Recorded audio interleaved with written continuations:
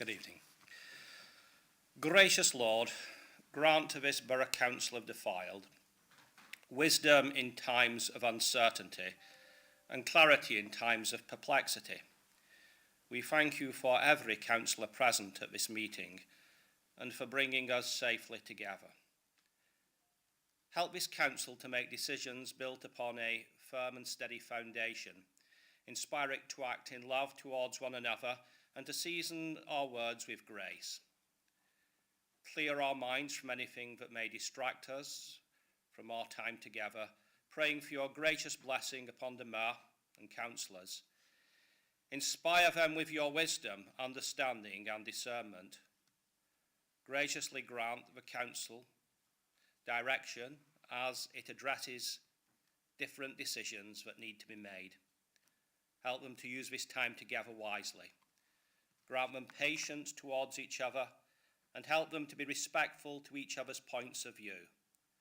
As the council addresses various topics, we ask that you would help them to communicate well. May we be quick to hear and slow to speak.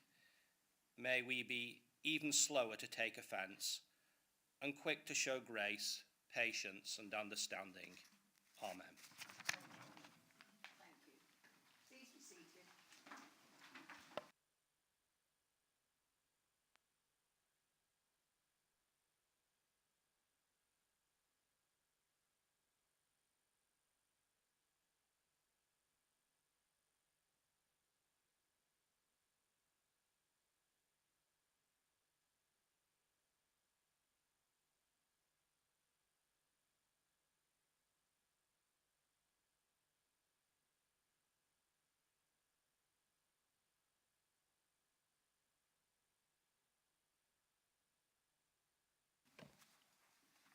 No, thank you. Agenda item 2, confirmation of minutes. I would like to propose that the minutes of the previous meeting held on the 8th of May 2024 be confirmed as a correct record. I'd like to second that, Mr. Mayor. Are we all agreed? Then let's take the vote. Thank you. Item 3, Mayor's announcements. Could I say that our thoughts are with Honorary Alderman Linda Nolte and Councillor Julie Brickles, who are very unwell at the present time, and we wish them both speedy recovery. I'd like to thank all the people who've given me raffle prizes, and also, following visits to lots of club days in Fylde, I intend to invite some of the committees of club days for a thank you event at the town hall. The work they do each year is tremendous. At this point, I would like to intend to make a change to the agenda. Agenda item number 14 will be relisted after agenda item 7 and before item 8, the Corporate Plan 2024-28.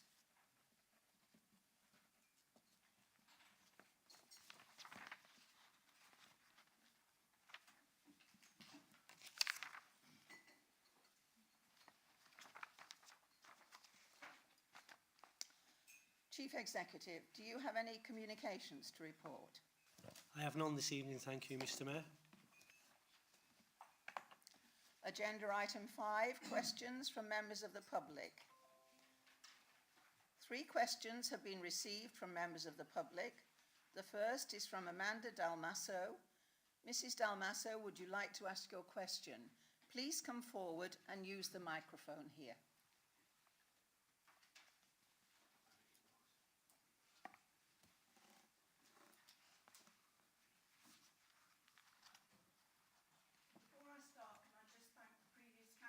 Allowing us to say these things at council, and you know, our voice is very important. I thank you on behalf of everybody in the borough for that. I will now begin. Given that the full council will not meet until October, and given that it will then be 5 months from the initial decision to not proceed with the Vento project, and given the probability that that will be ratified tonight, We would ask Council to indicate whether it intends to engage with the tenants to expeditiously explore the possibilities of improving the current facility and enhancing the experience of residents and visitors to the site. We ask that this is considered urgently to reduce further devaluation of the funds we can viably be expected to invest in any such improvements, such as the simple concern of lack of an adequate safe seating area for the families, children, cyclists, elderly and disabled with mobility aids and their carers who now frequent the site. Miss Dalmasso, that wasn't part of the original question, the last section. Oh, right, okay. It's not on mine anyway, I don't know. So we can only take the question that you sent into Fine. the council. Okay, it was giving context to it, that's all. I'm Okay. sorry. No, that's all right, we have to follow rules. Thank you. And Councillor Buckley, would you like to respond? Thank you, Mr. Mayor. Thank you to Mrs. Dalmasso for her question. The Vento project is on the agenda this evening with a recommendation by the Executive Committee to cease proceeding with the scheme because of it being incompatible with the Council's commercial strategy and to withdraw the planning application. The current kiosk is owned by the tenants with a ground rent paid to the Council on a long lease. If the decision proceeds this evening, the Vento project will be closed and no further expenditure incurred. Development of the kiosk on its current footprint would be the responsibility of the tenants. If they intend to develop the kiosk, the Council is more than happy to advise, support and engage with them. Thank you, Mr. Mayor. Thank you. Mrs. Dalmasso, do you have a supplementary question? If yes, then I have to remind you that the questioner to yourself that the supplementary question must arise from the answer you've been given now.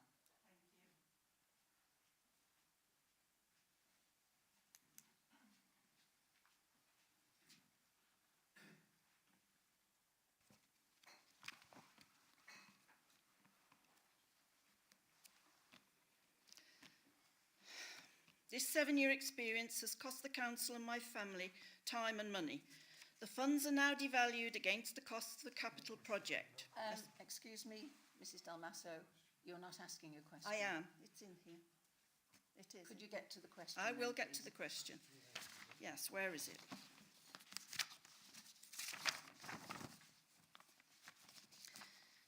Given that one councillor has been found to have brought his office and the council into disrepute over all of this has nothing to do, again, It with does, the answer most that you've been definitely. given. It I'm does, sorry. most definitely. Absolutely, most I have definitely. to ask you to sit down if this is your question. Right, I will finish with my question then.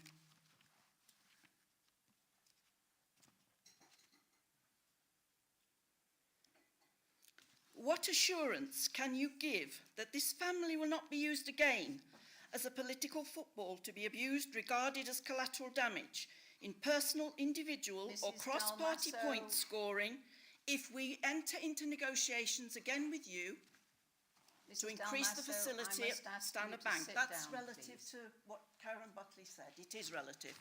If we enter into negotiations again, well, there must be some assurance that this family's business reputation will be protected from these slurs. Thank you.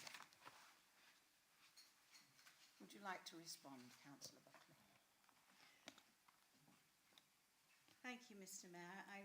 I regret the difficulties that have been suggested by Mrs. Dalmasso this evening, and I understand the sentiment. I want to reassure, and I do repeat, that if the tenants wish to develop the kiosk, then the council is more than happy to advise, support and engage with them. And I think the best route is for them to approach the officer that they have been dealing with for that end. Thank you.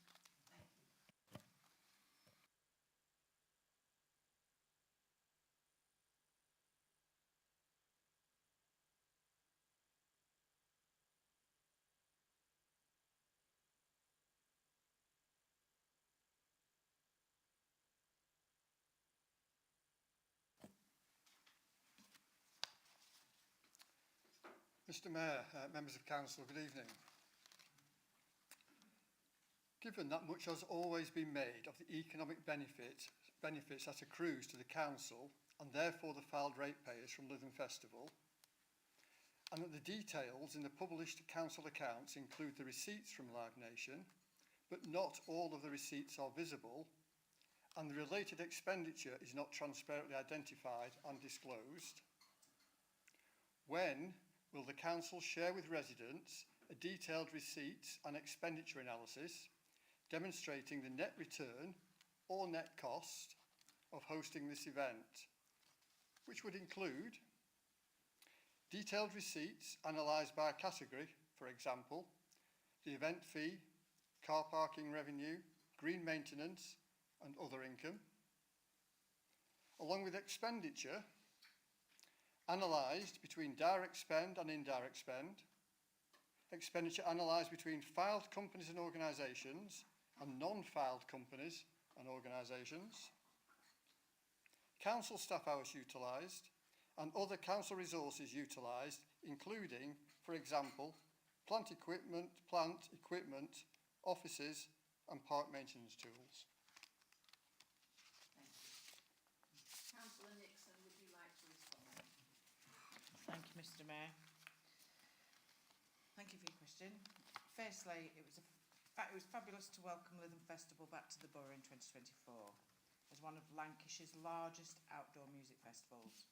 The festival attracts worldwide acts, and the 2024 festival has been heralded as another great success, with headlines describing it as sensational. You outlined that much has always been made of the economic benefit that accrues to the council and therefore the filed ratepayers from Lytham Festival, and that's right to do so. In 2023, the council and festival organisers undertook a wide-ranging economic assessment which involved a survey of businesses, residents, visitors and contractors to understand how the economic and social impact during the annual live music event. Headline figures from that report showed that the festival created £16.8 million of income for the UK economy in 2023, equating to a gross added value of 9.2 million. Of this, 3.8 million was spent on businesses within the filed, and around 2.3 million of that was spending on eating, drinking, shopping ahead of attendances at the event. In terms of your request for detailed breakdown of expenditure and income lines for hosting the festival, this is a matter for Live Nation and its contractors. Live Nation runs the event, manages the event and takes care of the event. The agreement with Fylde Council is to recompense the council for the use of its land and any related costs. For this reason, this is not an issue which features in the council's statement of accounts. However, the estimated £100,000 fee for 2024 will be disclosed in the council's budget report, which is accessible on Fylde Council's website. Thank you. Mr. Carr, do you have a supplementary question? And if so, please remember that the question must arise from the answer you've just been given. Thank you, I do. Mr. Mayor, Councillor Nixon, thank you for the response. First of all, the information provided in the assessment report were projections, not actuals, and in reporting back to Lytham Voice, that's the town's residents and business owners, would I be correct in saying in response to my question, the council refused to provide any further analysis of festival-related income or expenditure, claiming it's not collected in that way, it's not reported in that way, even though issues like the green restoration is a cost reimbursement item. The car parking revenues from council car parks is all declared separately. All expenditure over £500 is reported by the council, and the running of costs are available from the council by department. Would you like to respond? Thank you. As I've previously mentioned, all breakdown of expenditure that comes from Live Nation is in their accounts, it's in their hands, it's in their remit to report all of these things. Regarding the council's officer and time and machinery, it's the council provides support for Lytham Festival using its council officers as part of the service provided for all events right across the borough, from the smallest of carnivals to the largest of club days and the Kite Festival. We're all proud to be part of that core team. Officers who provide this support and the whole army of volunteers add value to what everything brings to Fylde. But as far as somebody reporting back to you they refused, that wasn't me, and I can't answer for somebody else, unfortunately. Thank you. Thank you.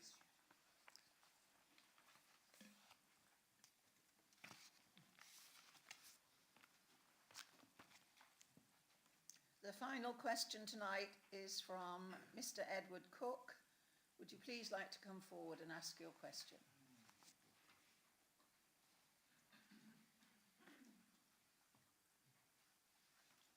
Please.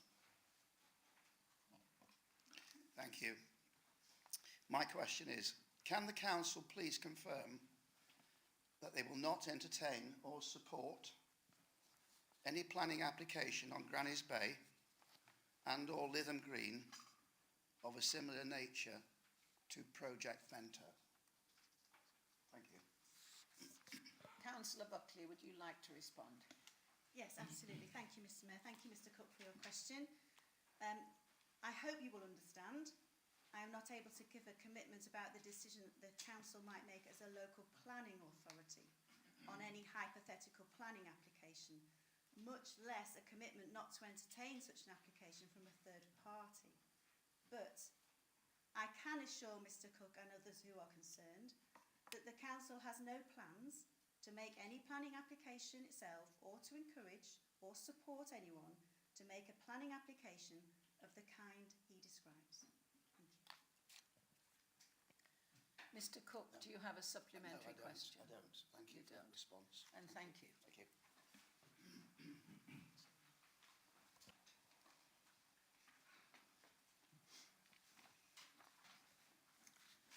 We now move to agenda item 6, question from a member of the council.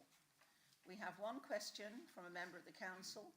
Councillor Griffiths, would you like to ask your question? Thank you, Mr. Mayor.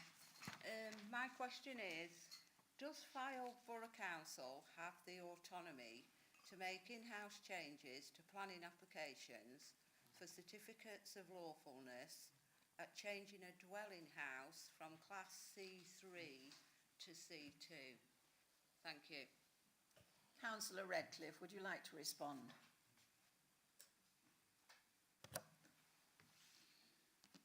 Thank you. First of all, could I take this opportunity to thank Councillor Griffiths for her considered question. And before I directly address her individual question, could I just preface my remarks by saying that I'm sure that Councillor Griffiths will be aware that recently the Internal Affairs Scrutiny Committee has conducted an in-depth review of the regulations that govern the establishment and operation of children's homes, which included consideration of the opportunities to control such establishments through the planning system.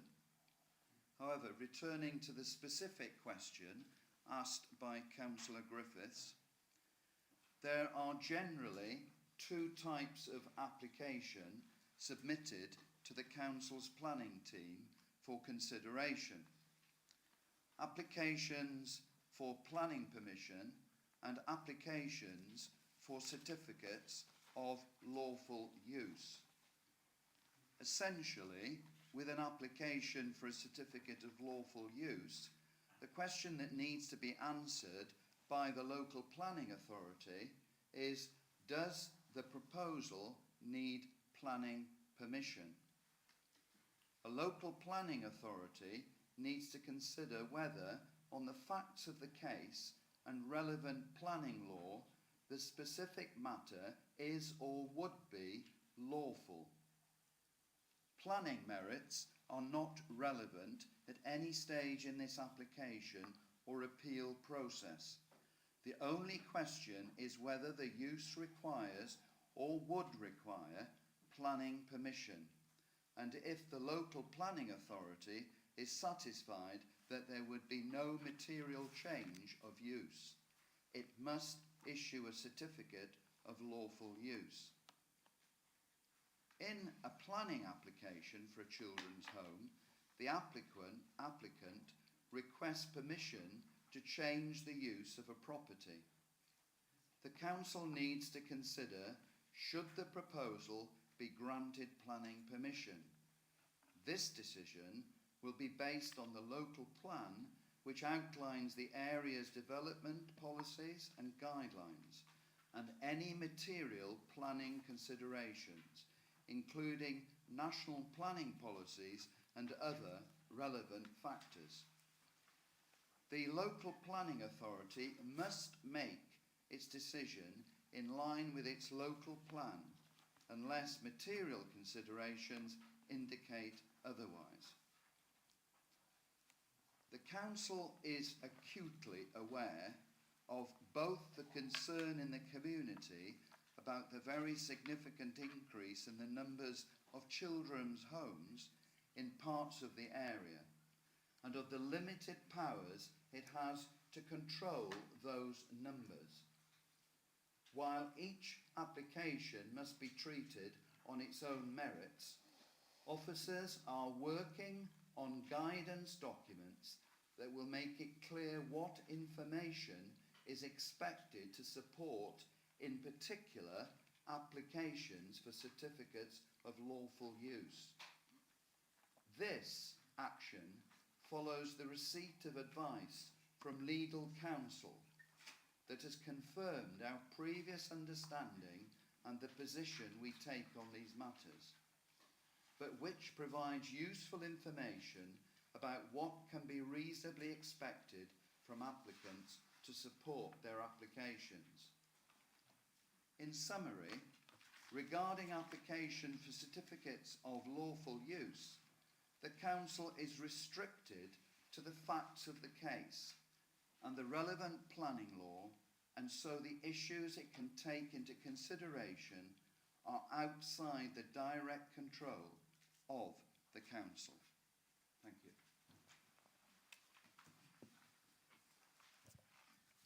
Councillor Griffiths, do you have a supplemental question based on that reply? Yes. Are there any quotas for how many in an area available, please?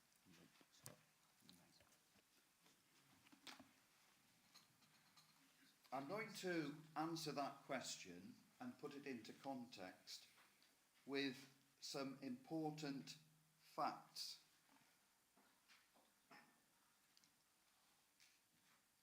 One of the things that I'm going to point to are the scrutiny recommendations.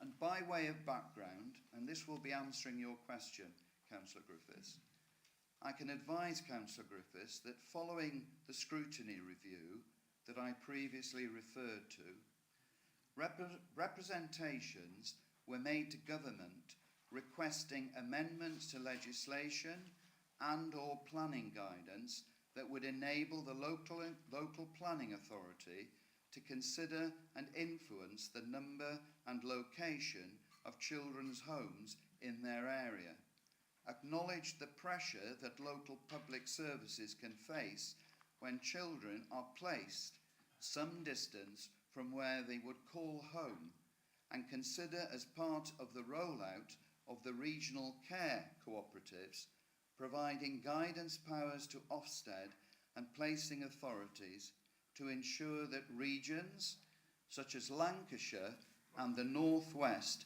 are not faced with a disproportionate amount of provision in relation to local need. I point to the Executive Committee's resolutions to draft an advice note to inform and assist applicants neighbours and other interested parties in the development of or change of use of an existing building or premises to a children's home, through the seeking of planning permission or lawful development certificate.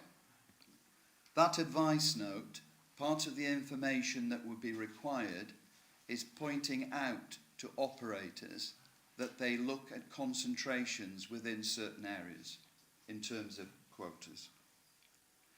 To investigate and consider ways in which Fylde Council can assist and promote the work of Lancashire County Council Children's Services locally in the Fylde. To explore an approach and planning policy in line with other neighbouring authorities, and to further research the prevalence of antisocial behaviour in relation to the increase in the number of children's homes in Fylde. All the above recommendations are being actively pursued, and progress will be reported soon when appropriate, including the advice notes that we are currently undertaking. Thank you.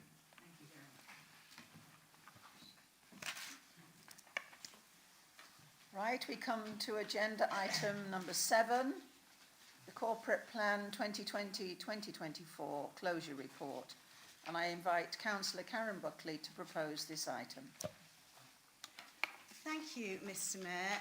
I rise to move that we recognise this report, the update provided, and approve the closure of the Corporate Plan 2020-24, which has been set out for all concerned, and which also states that the actions completed in the Corporate Plan are 69. We've carried forward actions of 9, and the actions that are no longer applicable are 4.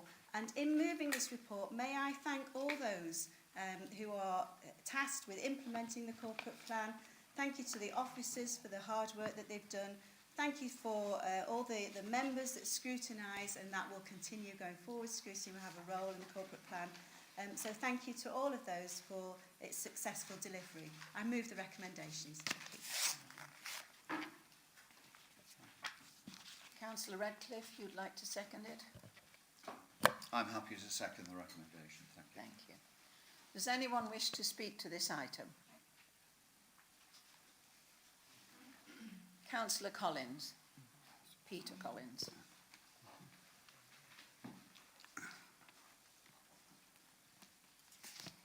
Thank you, Mr Mayor. Many of the objectives of the corporate plan are delivered by the local plan, by the policies in the local plan.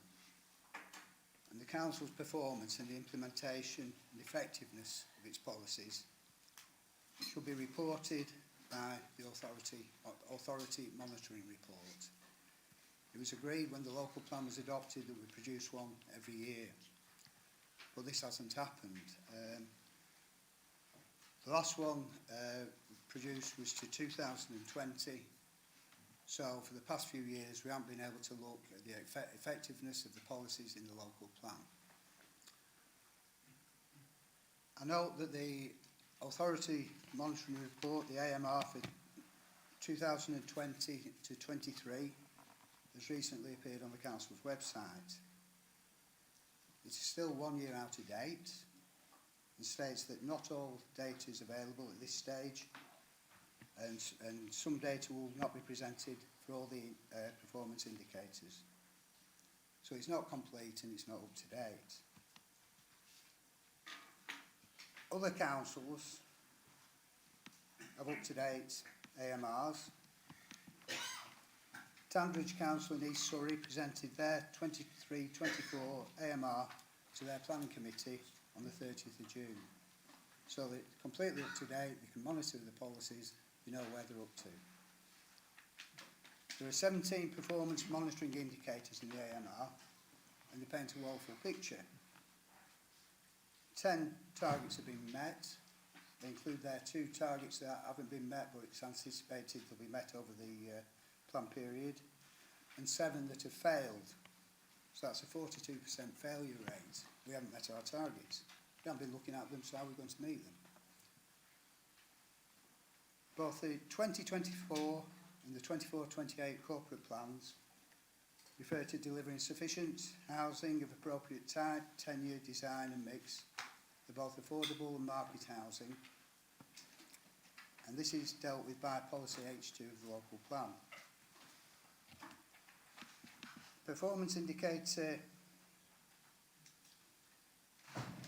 9 shows the proportion of dwellings in the pipeline of 1, 2 and 3 or more bedrooms.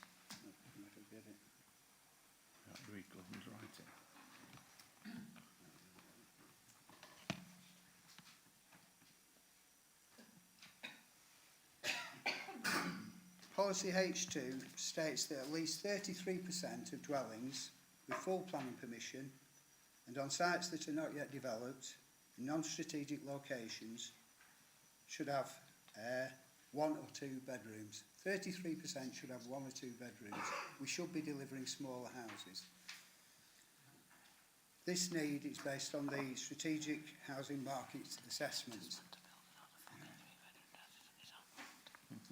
So 33% should have 1 or 2 bedrooms. None have been delivered. There was a small development got passed in Clifton Village that has 80% 1 or 2 bedroom dwellings. But this, I think this will only be included in the 24-25 AMR. The AMR that's been published and the variances in it impact the achievement of the local development framework and the vision for files approved in the local plan, which should in turn impact the actions in the 24-28 corporate plan to recover the progress and to achieve the vision for file for 2032, just 8 years away. I believe this is a failure of governance, yet the leader of the council, who also has the local development framework within her remit as lead member for development, will have recently signed off the annual governance statement. Perhaps you'd like to comment on what I've said at some point. Thank you. Thank you, Councillor Collins. Does anyone else wish to speak to this item? Yeah.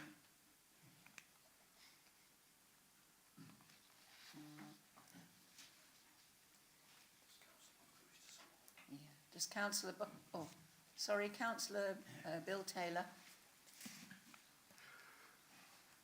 I would just like to make the point that we recently had a general election, which I'm sure we all know, and there has been a change of government. There will be a King's speech on Wednesday, and I understand that planning is going to be included in the King's speech, although we'll have to see whether it is. So it could well be that a lot of the things that have been included in the local plan may in fact need alteration following that. Thank you. Do you wish to reply to any of those questions or comments, Councillor Buckley? Thank you very much, Mr. Mayor. I didn't expect a discussion on planning this evening, but we do have a local plan steering group coming up this week. Councillor Collins and I are on that group, so happy to discuss that with him then. And I do take the point about the change of government, and we are all concerned about protecting our green belt. So that's something that we'll be looking at very closely when watching the announcements coming forward.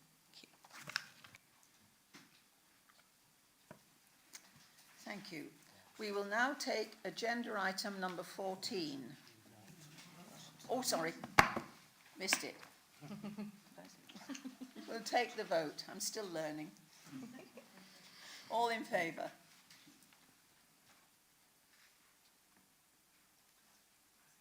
Thank you. Anybody against? Any abstentions? Yes, it's carried. Thank you. And now we will take agenda item number 14.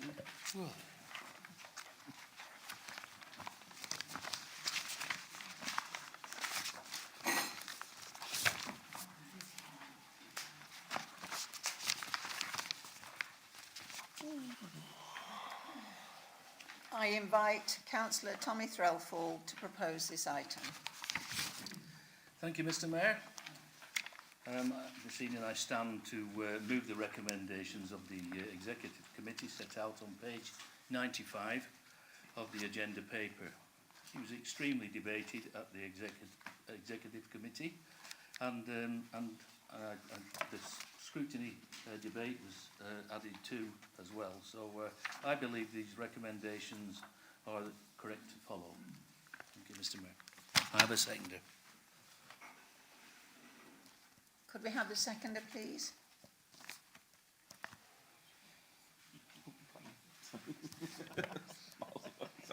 Mr. Mayor, very happy to second these and reserve the right to speak.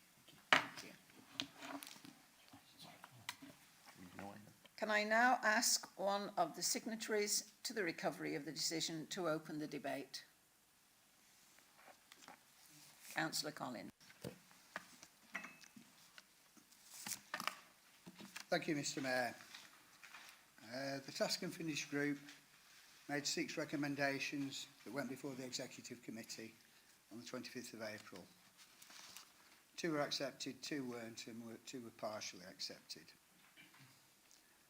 It was originally proposed that the Council considers setting measurable commitments in its new corporate plan to reduce its own carbon footprint by a defined percentage by an agreed date.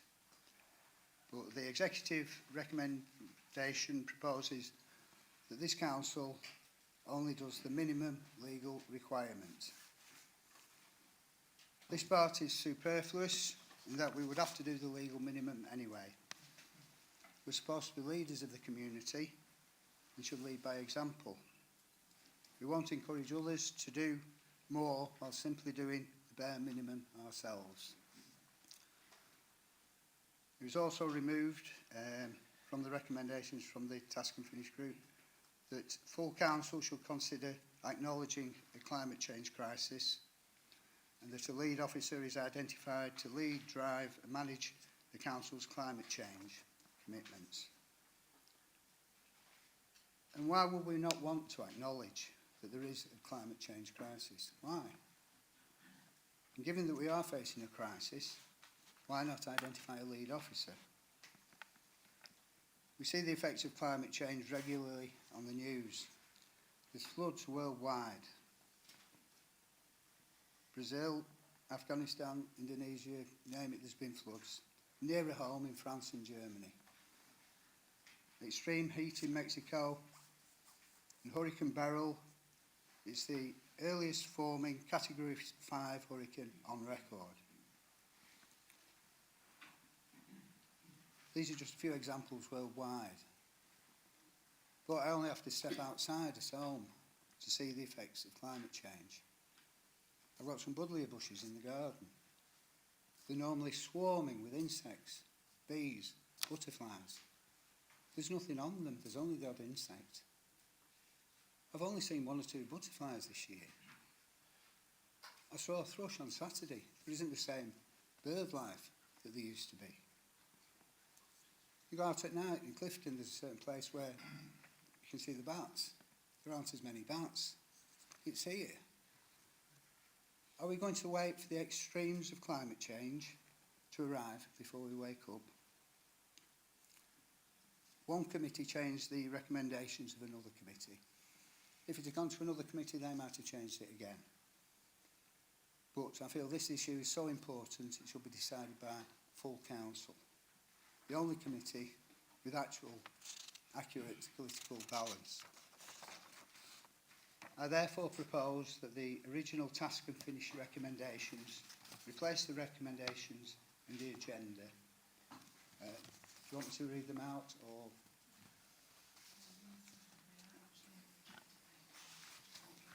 They are on the agenda. Yeah, I've got copies. Yeah.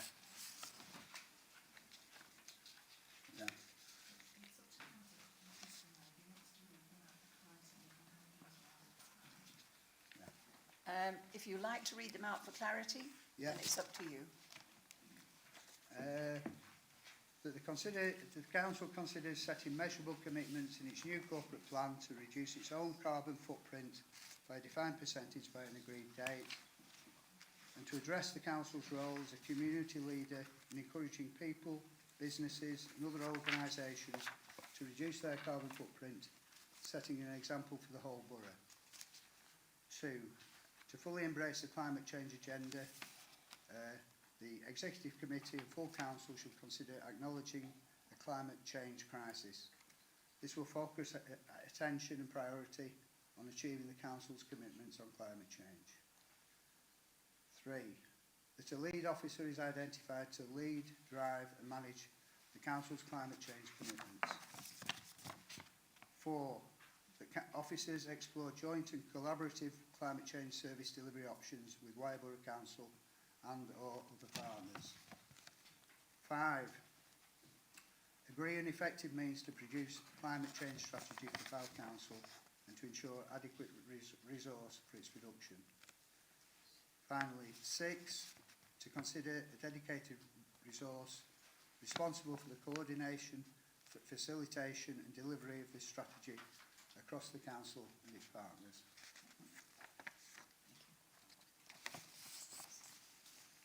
Does anyone wish to speak to the item? Oh, I'm sorry. You need a seconder. Yes, I'd like to second the item and reserve the right Thank to you speak. very much, Councillor Farrington.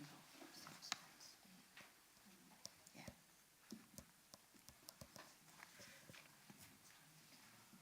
Has he got it in writing? Have you got it in writing so it can be handed out? Yeah.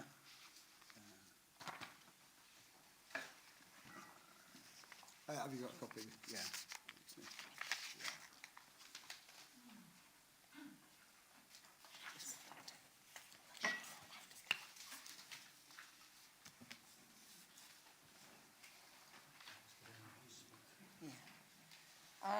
At this point, does anyone wish to speak to the item? Councillor Withers. Thank you, Mr. Mayor. All of the examples just given by Councillor Collins are contentious, and there's no proof what he said. I'll remind the Council that correlation is not causality. In the 1970s, we were told that the threat to mankind was an imminent ice age. In the 1980s, we were told of an existential threat of acid rain. In the 90s, it was the ozone layer. In the new millennium, it became global warming. Current euphemism is climate change. Of course, the climate is changing. It has been doing so constantly in the 4 billion years of the Earth's existence. The Industrial Revolution started about 250 years ago. What caused climate change before that? The answer is natural variation, not anthropogenic CO2, which then didn't exist. Consider this. The average annual temperature in Helsinki is 5 degrees Celsius. In Singapore, it's 32 degrees Celsius. Humankind flourishes in both cities, proving the adaptability of our species. Does anyone really think that if Helsinki's average temperature rose from 5 Celsius to 7, and Singapore's from 32 to 34, that it would constitute an emergency? No, mankind would simply adapt. The amount of CO2 emitted by human activity is 2% of the total emissions of the planet. The other 98% comes from volcanoes, oceans, etc. Of mankind's 2%, the UK is responsible for 1% of that total. Simple maths will tell you that 1% of 2% is 0.02%. So the UK's contribution to the Earth's total CO2 emissions is 0.02%. And for that, the climate alarmists want to impoverish the country and return us to the Dark Ages. You could sink the UK beneath the waves tomorrow, and the amount of CO2 saved would be overtaken by the increase in China's emissions within 3 months. In the words of Dr. David Bellamy, professor, botanist and environmental campaigner, quote, "Global warming is part of a natural cycle, and there is nothing we can actually do to stop these cycles. The world is now spending a vast amount of money in tax to try to solve a problem that doesn't actually exist," close quotes. There is no crisis. There is no emergency. Look out of the window. There is no climate catastrophe except in the feeble imaginations of the gullible. You have to ask yourself what practical effect declaring a climate emergency would have. Look at the councils where they have done this, mostly socialist of course. The answer is none, zero, zilch. It's an exercise in futility. Its only function is to allow the sanctimonious, the self-righteous to signal their self-conferred piety. Shame on them. Net zero is a catastrophic solution to a non-existent problem. Thank you.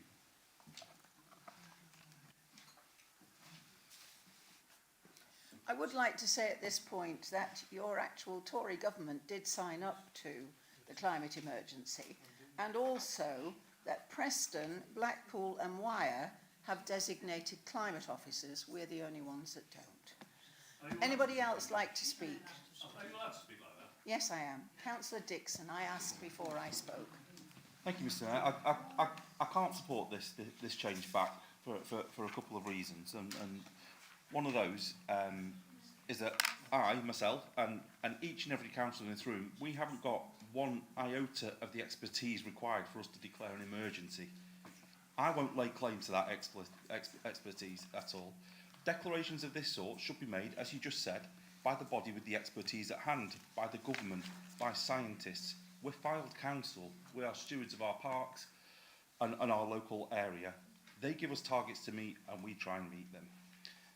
No one in this room would know whether installing an electric hand dryer in a loo is better than putting paper towels in for the environment, because the answer will be different in each and every situation. So let's leave it to the experts. I am in favour of reducing our carbon footprint. I've been a more environmental council. I've supported multiple projects and schemes to reduce our carbon footprint sensibly with our residents in mind first and foremost. Now, the nature of these changes that came through at Executive Committee were not to stop those changes happening, but just to temper them and make sure that they aren't crazy. If every car was converted to electric cars tomorrow, there would simply not be enough power in the system to charge them. And the majority of that power would end up coming from fossil fuels. So we have to do it bit by bit. Setting little targets to say X amount this year or X amount the year after could put us in the situation where we needed to change our fleet next year. Our residents would then bear the cost of that in the next year for us to meet that target. Perhaps hold off for 2 years or 3 if need be. Let's look at some of the councils that have declared a climate emergency. They've declared one, job done. Sheffield declared one. That's Sheffield that removed close to 6,000 trees from its street scene and promptly forgot to report on the emissions created by those contractors. And those trees, as we all know, help reduce CO2 in the atmosphere. In the meantime, at Fylde, Lisa Foden and her team have planted thousands of new trees in the past 12 months to help us on that mission. We're exploring future changes to fleet. We're exploring future changes to heating systems. We're building carbon reduction principles into every aspect of council life and decisions through a variety of officers, because it's got to be on everyone's book, not just one person's. We've carried out a baseline measure of carbon and we'll reduce it to meet government demands. Those government demands will change, always. So, I say again, we don't need to put targets into ours. We've got targets that we'll have to meet, and let's not do it to the detriment of our residents. We're going to have to look at things like new crematorium equipment shortly, and I fear we're going to have to go to gas again, because the new electric alternatives are already looking too expensive, too unreliable, and the carbon emissions involved in their creation, the installation of them, and what's used to power them, the carbon that's used for all that seems to get forgotten about. So the next generation may prove different. So let's not tie a millstone round our necks just yet. We've got a long-term goal. Let's not tie us into specific targets for each of the next few years, which could, seriously affect the way we do business and our residents. It's an unknown. So let's reduce our carbon by continuing to make inroads, making changes which are cost-effective, sensible, not knee-jerk, and not to targets which we're not likely to meet. Look at other councils. I think it was Shropshire proudly declared a climate emergency 2 years ago. 6% increase this year, 6% increase the following year. So, I fear that making declarations like this give us a false sensation of us tackling the issue. It's counterproductive. I think actions really do speak louder than words. So I'm happy to stick with the recommendations that came through first rather than this. Thank you. Councillor Evans. Thank you, Mr. Mayor, and may I start by welcome you to the chair and wish you all the very best for a successful year ahead. I would also like to time my own remarks to Councillor Trelforth, the lead member of the Environment, and thank him for his sterling work and dedication to the department and to everything across the piece with Environment. I know for a fact that Tommy was out last week in the pouring rain with officers, dealing with flooding and looking at flooding and supporting local residents and practically putting measures in place and trying to ease the pressures of what could be seen as the worst effects of climate change in the borough. My own view is quite straightforward, that targets lead to tokenism, and that's all they are, and we should be focusing on the outcomes rather than headings. I think it's nothing more than political point scoring. I would say that to suggest that there is no policy in place is disingenuous, and I would support Councillor Trelforth fully in his collegiate approach, working across political parties, working across agencies, and really building those relationships that if we are going to make a difference in minimising the worst effect of climate change, that we need those working relationships. So I think we should all get behind Councillor Trelforth and the officers involved and really making a difference rather than just talking about it. Thank you very much.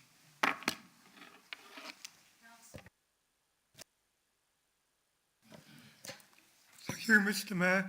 I was on the Task and Finish group that made the original recommendations.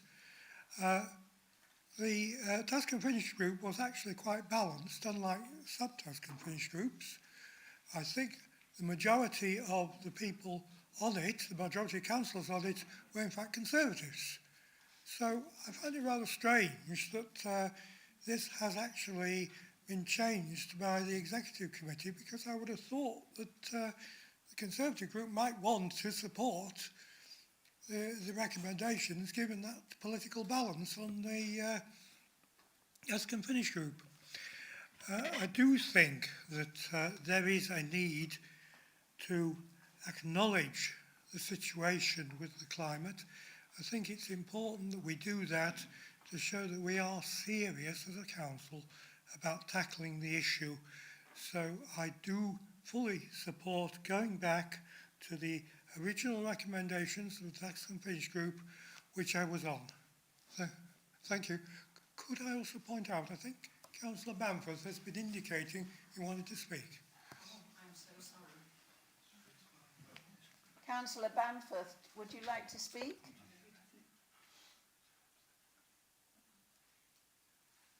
You want?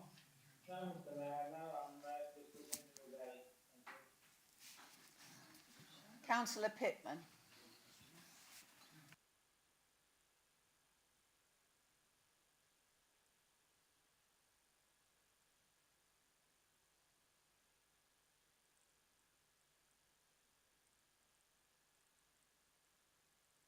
It doesn't get you very far. You're concentrating on sound bites. I'd like to mention one particular action that Fal Council has been contributing to over a long period of time, and it's important for Fal because it has actually resulted in a coastal management plan which has involved volunteers, namely the Dunes project. The Dunes project actually tries to increase the amount of carbon in our coastal dunes in the form of what scientists call blue carbon. This work by the Dunes project has been going on over a period of many years, and the Christmas tree collection is an annual reminder of this work. Planting those trees is an integral part of extending and building up the dunes. The volunteers are led by the Lancashire Wildlife Trust, and they are gradually building and extending the dunes and stabilising the shifting sand with their planting of grasses and other species. The extension of the dunes is important. Scientific studies in Scotland have made us aware that the damage to the sand dunes by storms and wind erosion serves to release and reduce the amount of carbon held in the dunes. So the work that is done in the Dunes project is of vital importance in fixing and actually increasing the blue carbon in our coastal landscape. This action has been going on small scale, understated for many years, but it does have an effect, and it has had an effect. We know that the dunes are growing, and that has an additional benefit, because building and extending the dunes are our vital soft sea defences along our coastline. It's invaluable in a period of climate change, in protecting the homes and businesses from flood damage. Okay, millions were spent on the coastal defence at Red Scar, but this has been Fylde's own contribution, and it is about small actions which have resulted in a much improved situation. We shouldn't underestimate the actions that Fylde has made week by week in improving our coastal defences and achieving a better carbon situation on the dunes. Thank you. Councillor Gardner wishes to speak. Ed Nash first. Councillor Nash first. Thank you, Mr. Mayor. This subject is like Marmite, and it belongs to beliefs, whether you believe we do have a change or whether we believe we don't have a change. I remember when I was a boy, the sea froze here, and everybody would now shout, that's climate change. All our buildings used to be covered, the lovely porritt houses were all totally black stone. London, you couldn't go without a mask because of the smog. And yet we're saying that now it's worth, well, I think we've done an awful lot already in Fylde to reduce things. And I cannot see personally the point of us setting up a body within the council to chase something that may or may not produce a result. How are we going to measure the results? How much money are we going to put into it? How much councillor time and officer time is to go into it? And should we be doing this? Yes, the government has laid down various things, and yes, we are. Everybody is now talking about hydrogen cars, never mind electric cars, because the cost of one battery is about 50 cars. So it's all different things that we read. It's all different opinions of what we see. Whether the butterflies are coming this year or the polar bears aren't, is what you see on the news and what you see on social media. I don't think, yes, we should keep a watching brief, but to actually have to pay somebody to lead on this, for us to talk for hours about it, I don't believe we should be doing. And therefore, Mr. Mayor, I intend to abstain. Thank you.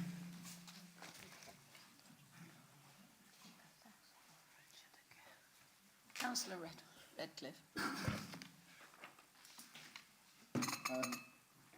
Councillor Nash is quite right when he says if you introduce the topic of climate change, you're going to get a great debate and a lot of contentious points being made, a lot of different views being expressed.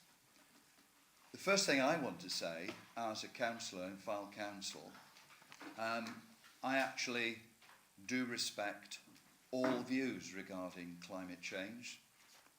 The people who deny that it's happening, the people who perhaps over-exaggerate the importance. I've been a studier of meteorology since the age of 8. I've always had a weather station at the bottom of my garden. And it's very clear that when you take measurements on a daily basis over a period of years, you can see trends, even within 30, 40, 50 years. You can see trends. The extent to which we make a difference is the real debate. There is always global change. There are always cycles of global change, some of them natural, but I think increasingly I'm of the opinion that human activity can make a difference, and human activity can contribute to perhaps accelerating some of these trends. That said, I now want to concentrate on actually what the executive recommendations say, because it is about action and not just words. Seeks to fulfil its legal obligations. We've heard about the carbon target of 2050. We take that seriously. Through its own actions, by using its powers of influence to effect positive change elsewhere in the community. That's not watering anything down, that's not diluting anything. That's simply because some of us don't necessarily embrace the approach of tabloid press headlines and calling something a crisis, which is incredibly challenging, but by calling it a crisis absolutely does nothing to remedy the effects of that particular challenge. I think perhaps others are going to mention community examples and leadership within FILD, carbon reduction policies, tree planting, electric vehicle charging infrastructure. There are lots of examples that FILD can be proud of. I also want to point out that an action plan for capturing council-wide activity to support carbon reduction, other initiatives that have been taking place in FILD, officers exploring joint and collaborative climate change service delivery options with Bwire Borough Council. If FILD Council isn't serious about this, why are we collaborating? And that's the way forward for small local authorities, because individually we can only make a slight difference. Lancashire County Council, by the way, massive body, don't embrace the statement about a climate change crisis, that we have to state that. Lancashire County Council don't do that. And yet they have all sorts of measures at their level. I want to go on as well to mention agree an effective means to produce a climate change strategy for FILD Council. Now this is where I think it's really serious, because I do think we need that document completed. A climate change strategy for FILD Council. A policy document. And then we can measure the needs of resources that we perhaps will require to deliver some of the aims and objectives within that document. Actions, not words, colleagues. A declaration of a climate change crisis in itself doesn't change anything. In fact, when I was looking through some of the text, I would describe it as a gesture. Excuse me, Councillor Redcliffe, you have 20 seconds left. I would say it's a tool, it should be a tool for progress, and that's what the strategy plan will be, not a headline, a tool for progress. Concentrate on the areas that are within our control. Finished. Thank you. We now have a number of councillors wishing to speak. The first one, Councillor Gardner. Thank you, Mr. Mayor. First of all, I was also on the scrutiny spotlight team that discussed this, and it was wonderful to have people present. Councillor Thelfall came along and spoke to us about it, and we discussed all the positive things that FILD has been doing with regards to climate change. It's in our agenda, in the corporate plan, where we talk about a strategy for climate change. For me, if we do not, as a council, recognise that there is a climate crisis, then we do not have a way of moving forward as a council. Even though we recognise all the things that the council has done, then we are ignoring, in my opinion, and in many, many experts' opinion, just consider COP, consider what the government, previous government has done. We are basically one of only 2 councils in the whole of Lancashire that doesn't accept this as an issue. The Scrutiny Committee discussed this in great depth. We looked at the word emergency. We considered whether that should be within the phrase. Was that correct? And we came up with a relevant phrase, crisis. And we put that forward to the exec. And we felt that that was the correct thing to do. And unfortunately, when it came out in the exec, that key phrase was missing from the proposal. And for me, that is the thing that makes a massive difference to the recommendations. Now we have Councillor Ledger. Thank you, Mr. Mayor. Councillor Oak have talked about respecting people's views, different views on this. I must say, I'm a bit shocked, really, that there are different views on climate changes. I have lived in this Conservative area for a very long time, have lots of Conservative friends and family. I've yet to meet one who doesn't believe that man-made climate change is real. I didn't realise we'd got to that point, and I'm truly astounded that some people have got up and spoken about, frankly, conspiracy theories, which is dangerous and embarrassing for this council. And I hope that it's not a reflection of this council that people genuinely believe the most ridiculous things.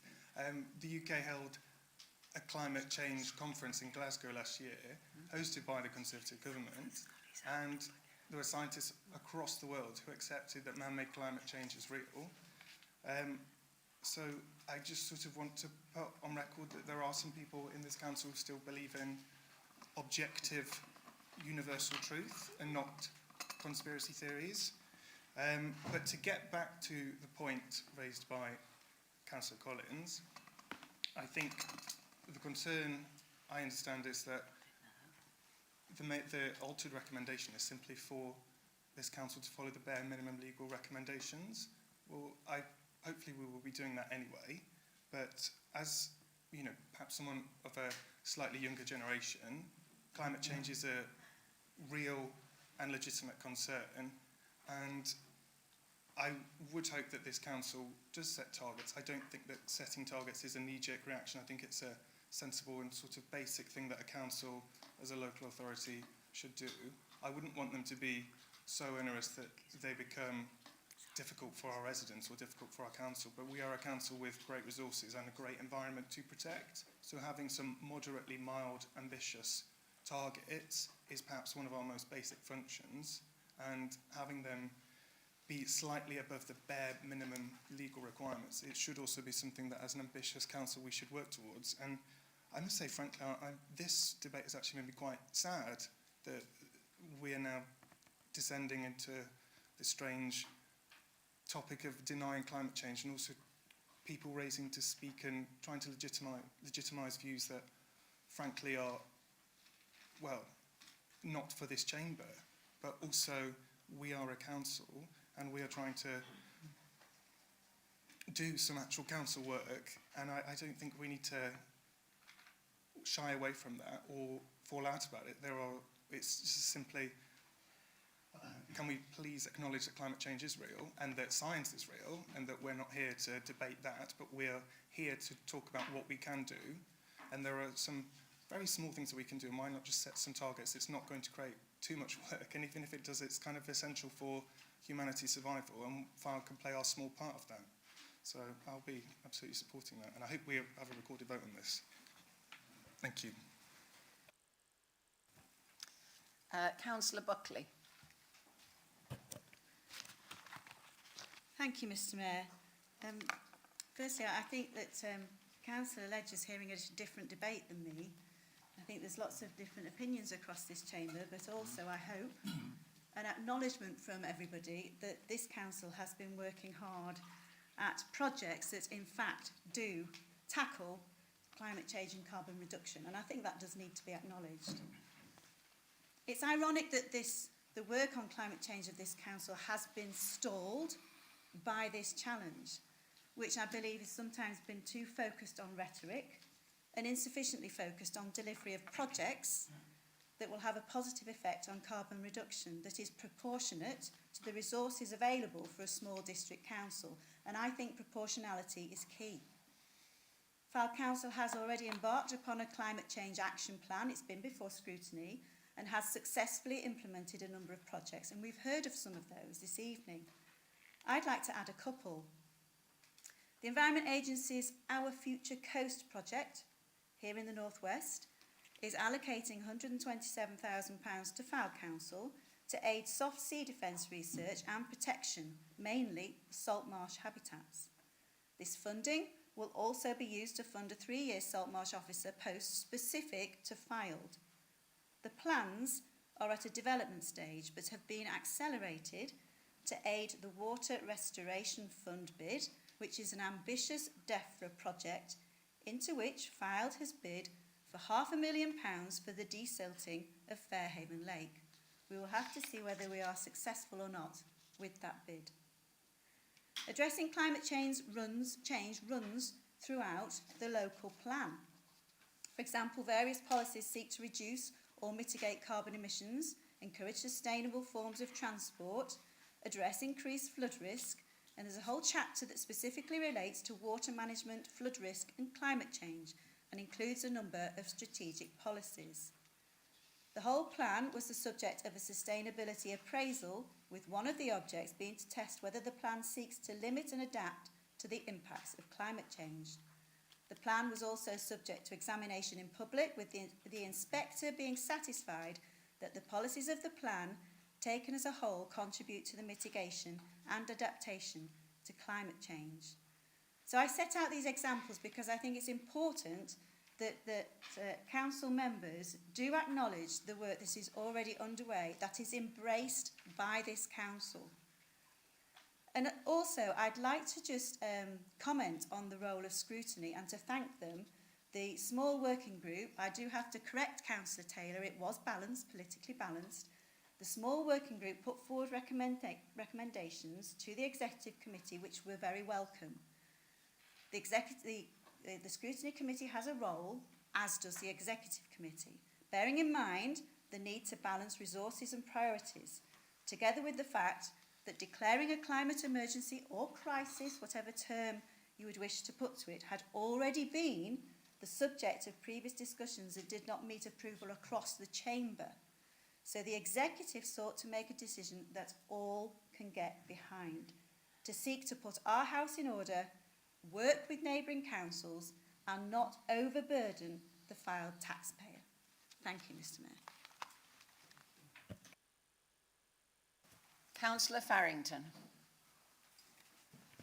Thank you, Mr Mayor.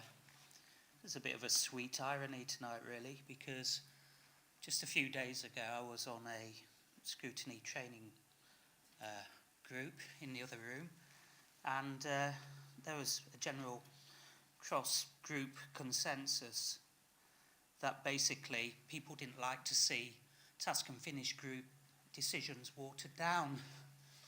And people were quite vocal on the night, so it'll be very interesting to see how those same people vote against this amendment.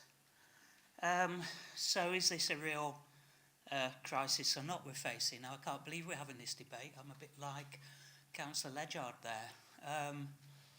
Climate denial is strange in the modern world, and I have seen the same post on the internet that's doing the rounds and has been for about 5 years about what we were all worried about in the 60s or 70s and 80s and 90s, and it did form a huge part of a speech tonight, and very good. But, you know, let's look at the real world and let's look at the Fylde, because we actually sit on an inverted plate. That's how the land is formed, and when you talk to environmental officers, they will tell you it's slowly sinking into the sea. They will tell you that a few weeks ago we had an event with a full moon high tide where the water at Dock Street was a few inches from flooding the back of Lytham. If we had had massive rainfall in the preceding couple of weeks, meeting the water coming up from the estuary, we would have had a serious issue. And I have it on good authority from officers within this council that that could happen one day. That could happen. I talk to farmers who are having to diversify because, quite frankly, they cannot manage the crops anymore because they're flooding, they're rotting, and they're having to think of new ways to make a living. This is in our Fylde area.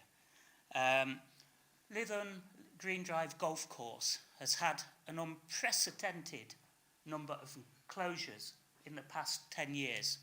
We've had 2 years where the course has practically closed for half a year, and we're having to put special measures in place now to keep the course open. Now, I imagine that lots of businesses will be struggling and suffering around this area. So, is it real? Of course it's real. Just get out there and talk to people. And do we need a more enhanced plan?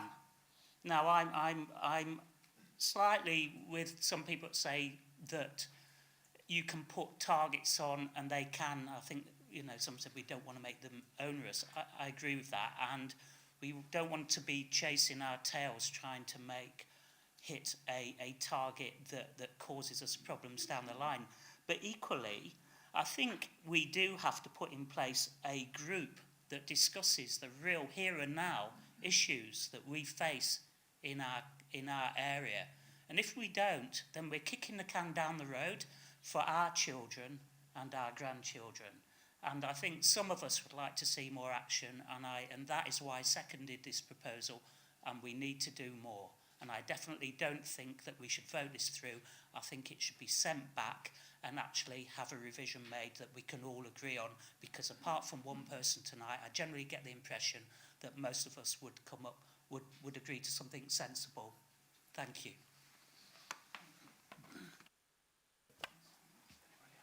Anyone else?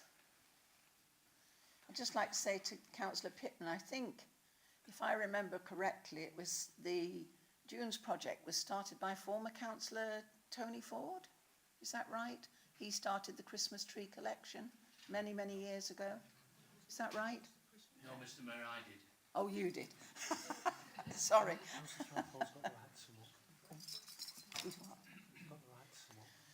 Councillor Threlfall, would you like to sum up? Should we put the amendment to the vote, Mr. Mayor?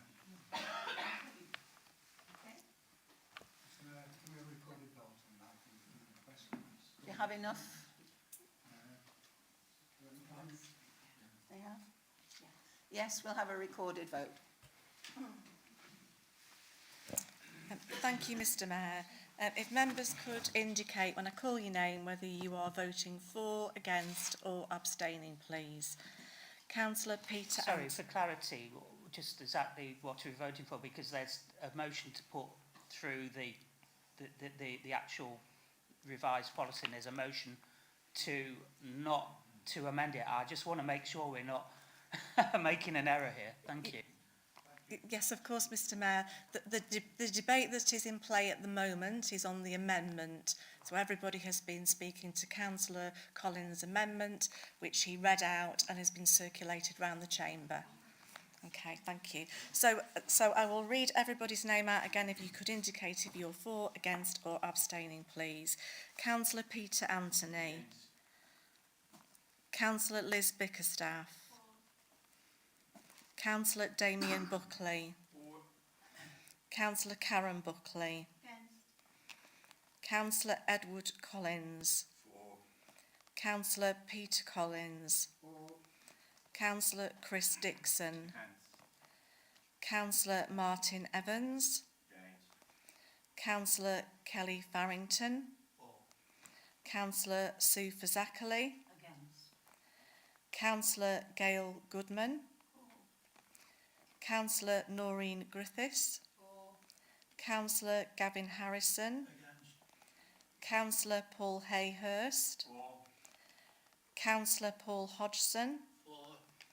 Councillor John Kirkham. Councillor Jordan Ledger. Councillor Matthew Lee. Councillor Michelle Morris. Councillor Ed Nash. Councillor Jane Nixon. Councillor Sandra Pittman. Councillor Richard Redcliffe. Councillor Andrew Redfern. Councillor Vince Settle. Councillor William Taylor. Councillor Tommy Threlfall. Councillor Viv Wilder. Councillor Michael Withers. The Deputy Mayor, Councillor Joanne Gardner. And the Mayor, Councillor Karen Henshaw. Just give us one moment, please. Thank you.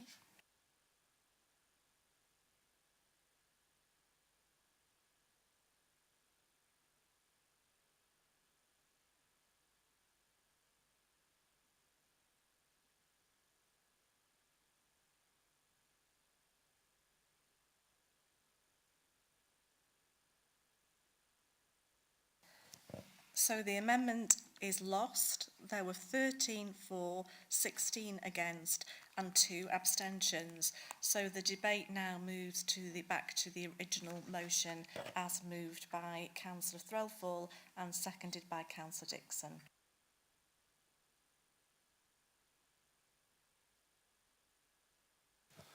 Anyone else wish to speak to this? Could we just take the vote then, please? Those in favour? Does he want to? I was going to sum up, Mr. Mayor, Sorry, if I thought may. I offered you that before. You know, just to educate. I think everybody's, sharing things of climate change and in the way that File Council goes forward. Many councils have declared climate change emergency or crisis, or whatever you want to term it as. But when you look at councils the length and breadth of the country which have done so, this results in them being at the same place as this council is proposing to move in terms of having a resource strategy. Let's take a measured, stepped approach without the need for political gimmicks in terminology. I'd like to just touch on some of the actions that File Council that some of you might not be aware of. Several carbon reduction policies have been developed, including strategies for tree planting. Some of them have been mentioned tonight, but I will give a bit of detail in around some of them. Electric vehicle charging infrastructure, plastic reduction and recycling. The Council's Leadership Board and Management Team have also developed an action plan capturing council-wide activity to support carbon reduction. A baseline study has been undertaken and some actions achieved to date include a wide-ranging tree planting programme which is enhanced by a study which has been undertaken and assessing the tree canopy coverage over the borough to guide future tree planting.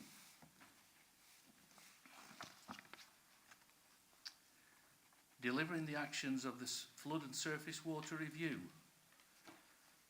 Continuing work to reduce pesticides, herbicides and the commercial use of peat.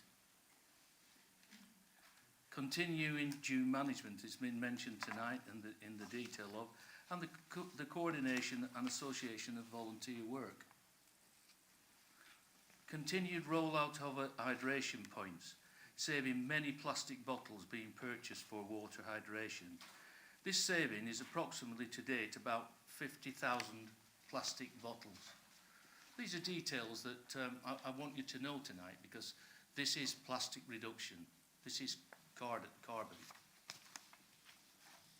The development of a strategy in the next step in our work in this regard, and we have been in discussions with Wire Council, as we all know tonight, without sharing resources to assist in delivery as the next step in progressing this agenda. We've also shared the expertise of BAE and Springfield's atomic fuels plant to gain, their expertise in this subject. At File, we've planted wildflowers on our new shoreline defence, which are now, if anyone takes the trouble to walk along the new shoreline, they're there into fruition. Beautiful wildflowers. LED lighting in the town hall has been installed. The In Bloom initiative here in File is an example of everything. The valuable work by volunteers. Thank you, Mr. Mayor. Thank you. We'll now take the vote. Those in favour?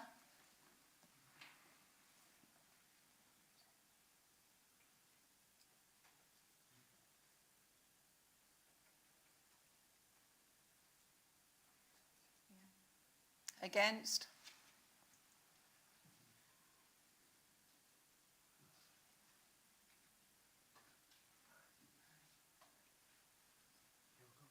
Abstentions?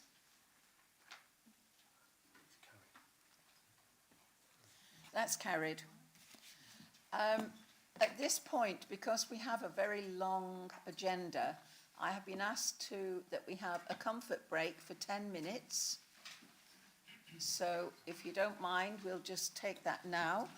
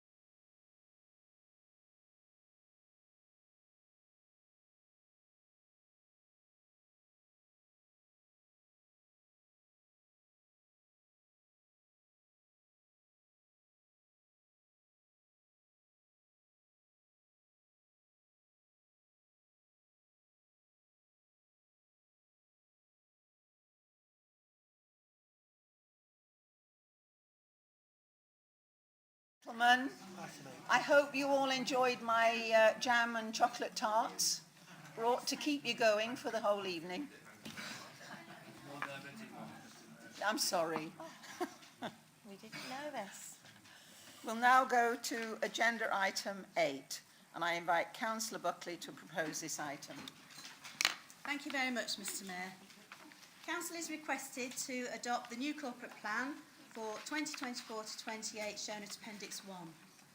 The plan has been subject to scrutiny going before the Internal Affairs Committee on the 25th of February this year, with constructive comments leading to a revised plan and appendices going before the Executive Committee on the 25th of April. It has since been subject to external consultation, and the consultation comments and responses are set out at Appendix 2. The plan will be monitored by scrutiny and will be the subject of work plans for the officers. It is reviewed each year and will therefore reflect any new or changing priorities. I ask members to approve its adoption. Thank you, Mr Mayor. Thank you. I'm happy, Mr Mayor, to second recommendation. Thank you, Councillor Redcliffe. Does anyone wish to speak to this item? No? We'll now take the vote. Those in favour?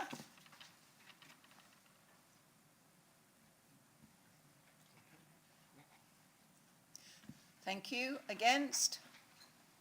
Abstentions? Yes, that's carried. Agenda item 9, amendment to the list of outside bodies, Growth Lancashire. I invite Councillor Morris to propose this item. Thank you, Mr Mayor. I present this report on the amendment to outside bodies as the senior management team, in consultation with the lead member for corporate and economic development, recommends ceasing membership for Growth Lancashire Limited, and it's been brought to the outside bodies as a consequence of being a member. We have to sit on the Growth Lancashire board, which is a condition of membership. As you will see from the report, the annual membership is £15,000, and whilst at the time of joining in 2022 it was value for money to access specialist services to help with the Kirkham Futures programme, these services are no longer required.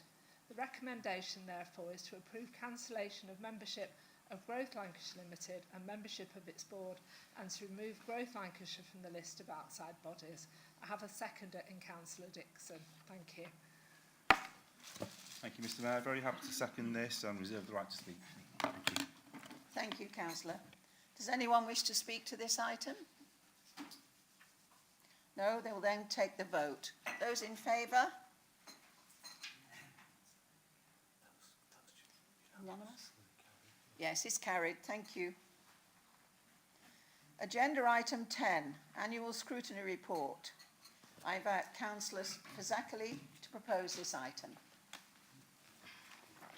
Thank you, Mr Mayor. Mr Mayor, fellow councillors. This annual report provides an overview of the work of the two scrutiny committees over the past 12 months and highlights some of the good practice and positive actions which have been achieved, in addition to noting some of the challenges and areas for further development. The two committees have undertaken thematic and in-depth reviews that have provided positive and effective scrutiny in terms of policy development, service reviews and service development. I think that the value of the committees is demonstrated by the increasing number of topics at which we are being asked to look and comment upon, which, although a good sign, puts a heavy burden on the relatively small number of staff engaged in the scrutiny process. I think that on behalf of both scrutiny chairmen, it would be remiss of me not to mention the invaluable work of Paul Walker in the early days of the committees and the admirable way in which Lindsay Lacey Simone has taken on his mantle. Mr Mayor, I am pleased this evening to propose item number 10 on tonight's agenda, and I have a seconder. Thank you. Thank you, Mr Mayor. Very happy to second these proposals. Thank you. Does anyone wish to speak to this item? I will take the vote. Those in favour? Thank you, that's carried. Agenda item 11, Regulation of Investigatory Powers, RIPA policy. I invite Councillor Withers to propose this item. Thank you, Mr Mayor. The Regulation of Investigatory Powers Act, RIPA, which I'm pleased to say is the abbreviation for it, comes before the Council every year. It's considered good practice for the councils to evaluate and review its RIPA policy annually. There are no proposed changes to the policy this year. Indeed, there were none last year, I think, in the year before, so for several years. And I also understand that the council has not had occasion to use these powers for a good number of years now. So I'm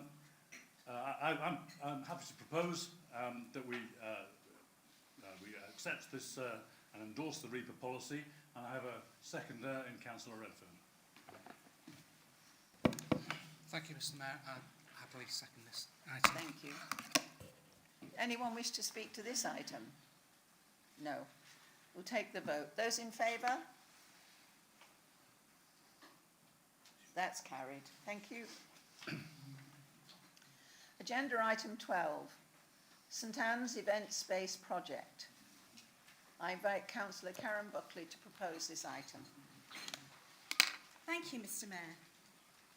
The Council's approved corporate plan for 24 to 28 is clear that our regeneration efforts will be focused on St Anne's and specifically around the delivery of the St Anne's Master Plan. The Master Plan is a comprehensive, long-term strategy to revitalise the town and bring a much-needed economic stimulus to the resort. In preparing the Master Plan, the Council undertook an extensive engagement exercise with residents and businesses, which is summarised in the report, and the detail is covered within the Master Plan document.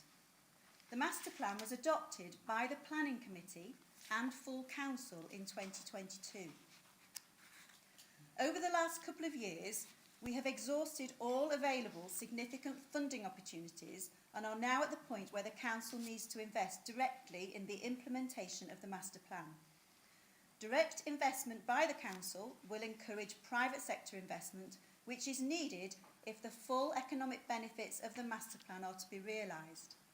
The search for funding opportunities will continue as we work our way through the delivery of projects in the plan. However, we have reached the point where intervention is needed to ensure momentum is maintained and the journey to the revitalisation of St Anne's can commence in earnest. An initial £1.5 million was allocated to the event space project in 2023, with match funding from the UK SPF and Lancashire County Council to deliver a modest scheme with the possibility of improving this with levelling up funds. Having reviewed the initial designs and having listened to the views expressed through consultation, it is prudent to go ahead with the enhanced scheme to maximise its impact. As members will be aware, the Council's ambitious bid for round 2 of the Levelling Up Fund in July 22 was unfortunately one of many across Lancashire to be unsuccessful. And despite an expectation of success in round 3, the government allocated funds without a bidding round. This will be a once-in-a-generation opportunity to shape a significant section of the High Street.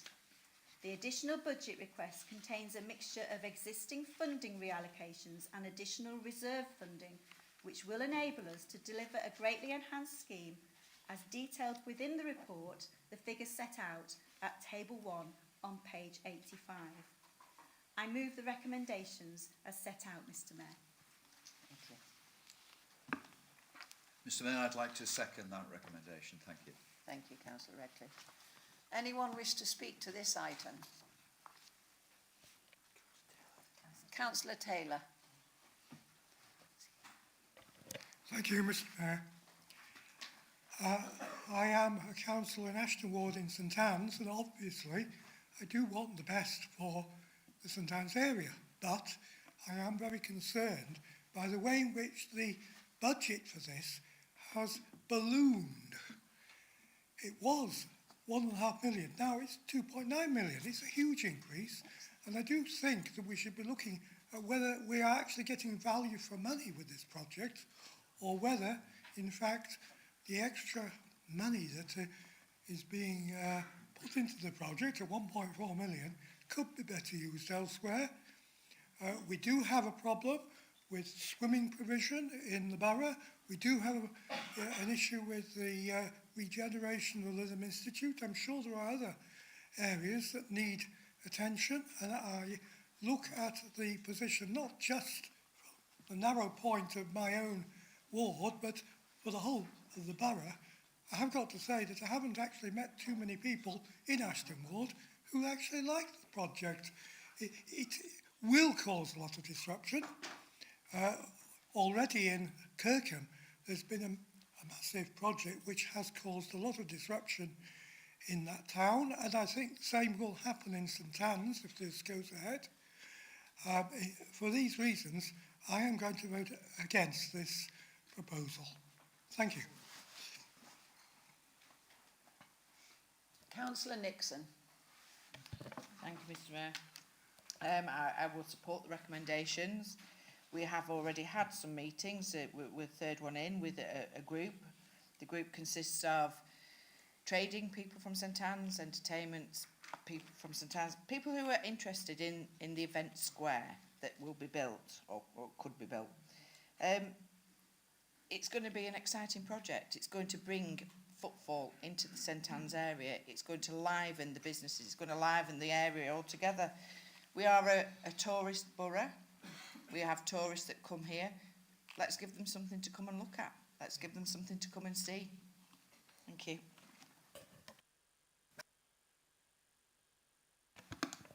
Thank you, Mr Mayor. Just picking up on the point just raised about bringing in footfall. I've had a lot of experience in working with councils and marketing teams and bringing and getting exciting projects going to increase footfall and revenue. And in my experience, unless the project has what's termed in geodemographic modelling, you can go to people like Experian or CACI to see how they do it. You don't get the gravitational pull to get people from the outside areas.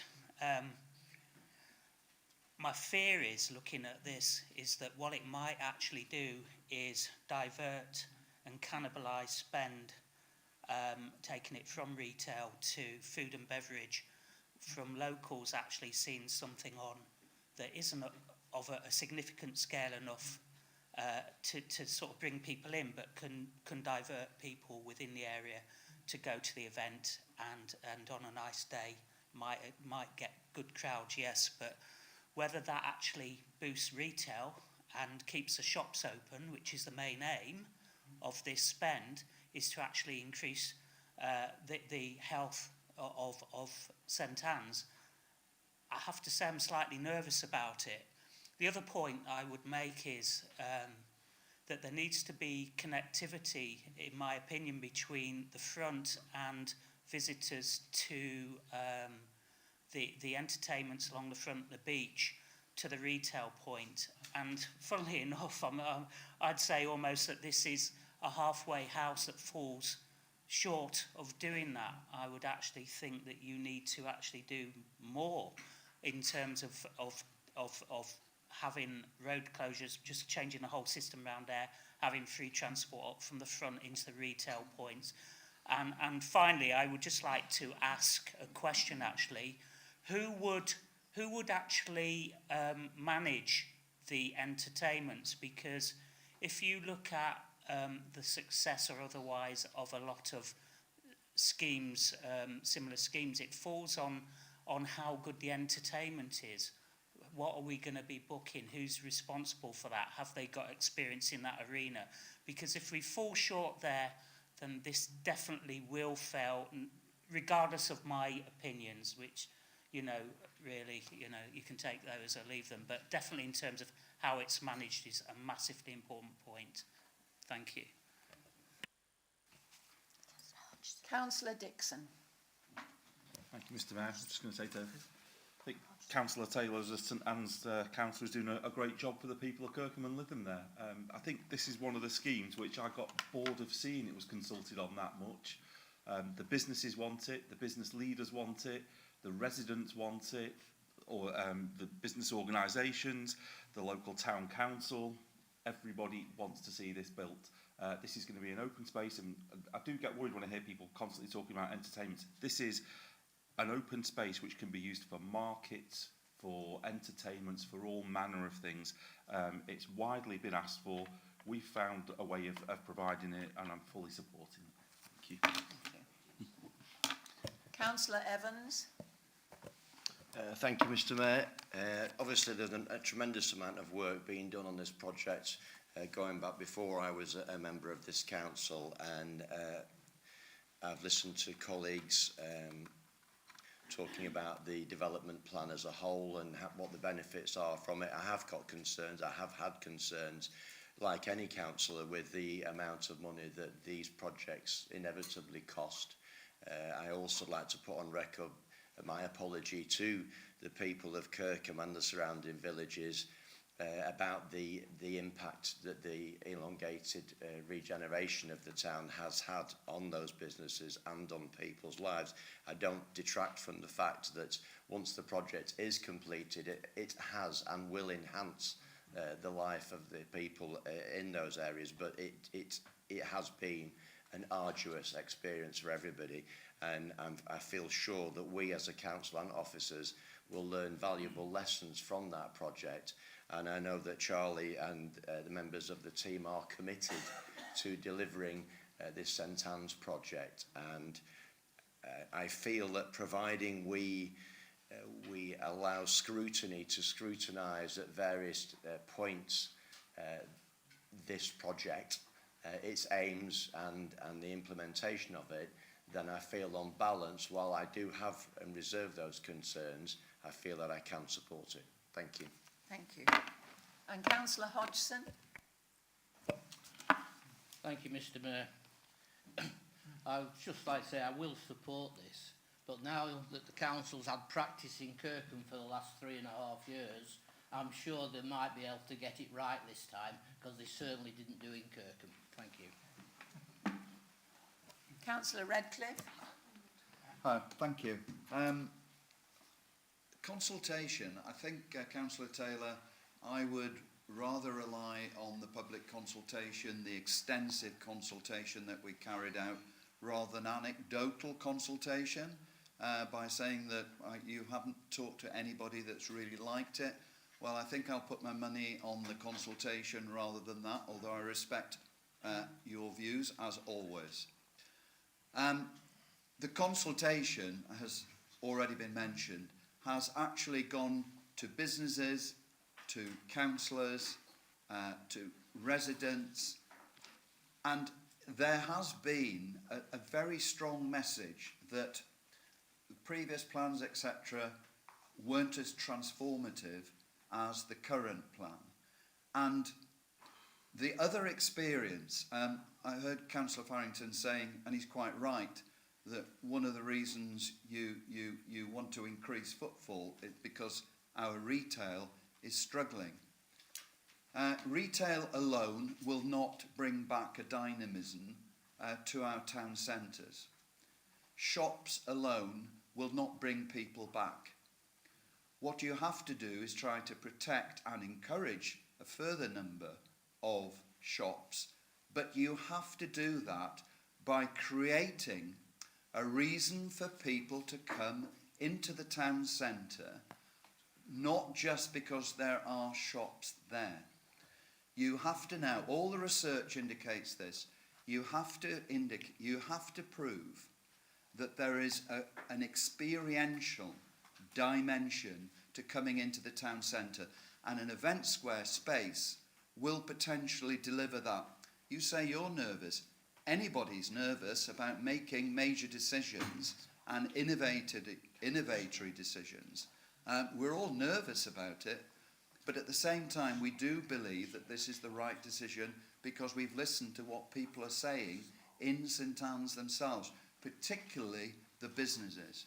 So I'm very happy to support this particular initiative. I wish it every success, and I think it can transform the future of St Anne's. Thank you. Thank you. Councillor Nash. Just a question, Mr. Mayor, and I may be totally wrong, but I did believe at one stage that if we didn't go ahead with this project, we would lose part of the money. Is that still so? Councillor Buckley. No, it's not a question for me. Oh, it's, oh, sorry. She'll answer if she chooses to. Oh, okay. Councillor Buckley, do you wish to sum up, or do we just go? No other speakers. No. No, sorry. I'm just asking if there's any other speakers. Oh, all right. Any more speakers to the? Oh, sorry. I'm afraid you've spoken once, Councillor Taylor. Thank you, Mr. Mayor. Just picking up a couple of comments. Firstly, we do already measure the footfall in the town centres. So St Anne's, Lytham and Kirkham, footfall has been measured, and we've seen from, even with the disruption, which we totally acknowledge, from the project in Kirkham, which is, we're all looking forward to its end and all the barriers down and everything, transformation to be complete, which we look forward to. But the footfall measurement in Kirkham, given the regeneration project, has increased, which is good to see. And the number of empty shops in Kirkham has decreased, which is good to see. And we have measured as well the footfall, as I say, in Lytham and in St Anne's, and the poorest footfall is in St Anne's. Oh. It's clear that St Anne's needs this intervention. Been asked about the sustainability of events, which is a really important point, and that's the group that Councillor Nixon is leading with those people that are interested in delivering those events and looking at the sustainability of those events, which is really important. I think Councillor Redcliffe's point about you need to create an experience for somebody to come to, and then they'll want to come back because they've enjoyed it so much. And that's, look how Lytham Festival has transformed Lytham. People will come for an event and they want to come back because of what they see. And finally, the point about losing the money, we have got UK SPF monies allocated to this, UK shared prosperity monies allocated to this. So if we weren't to use this then for this, then not lose them, but maybe it would have to be allocated elsewhere. Thank you. Thank you. We'll now take the vote. Those in favour?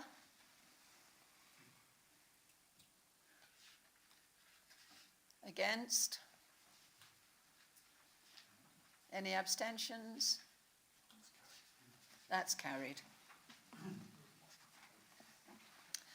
Agenda item 13, Parishing of Lytham and Ansdell.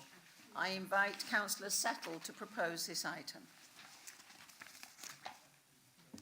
Thank you, Mr. Mayor. I am very pleased to formally propose acceptance of these three recommendations. And can I mention another successful consultation? That following a very successful consultation with the residents of Lytham and Ansdell, we were pleasantly surprised with the huge response rate received from residents of those areas, well over 1,000 people responding, the overwhelming majority of whom supported the establishment of two separate parish councils. I hope that all members will therefore support these recommendations so that our residents in Lytham and Ansdell can enjoy the benefits of a local parish council, the same as those in all our other towns and villages. I therefore propose acceptance of these recommendations, and I have a seconder in Councillor Anthony. Thank you, Mr. Mayor. Thank you. Hello, Mr. Mayor. I'm happy to second this item. All colours seem to have an appetite towards large super councils. In the future, I feel for that reason, under them circumstances, localism is all that more important. Thank you. Does anyone wish to speak to this item? Councillor Farrington. Thank you, Mr. Mayor. I'd just like to echo the sentiment put forward by Councillor Settle.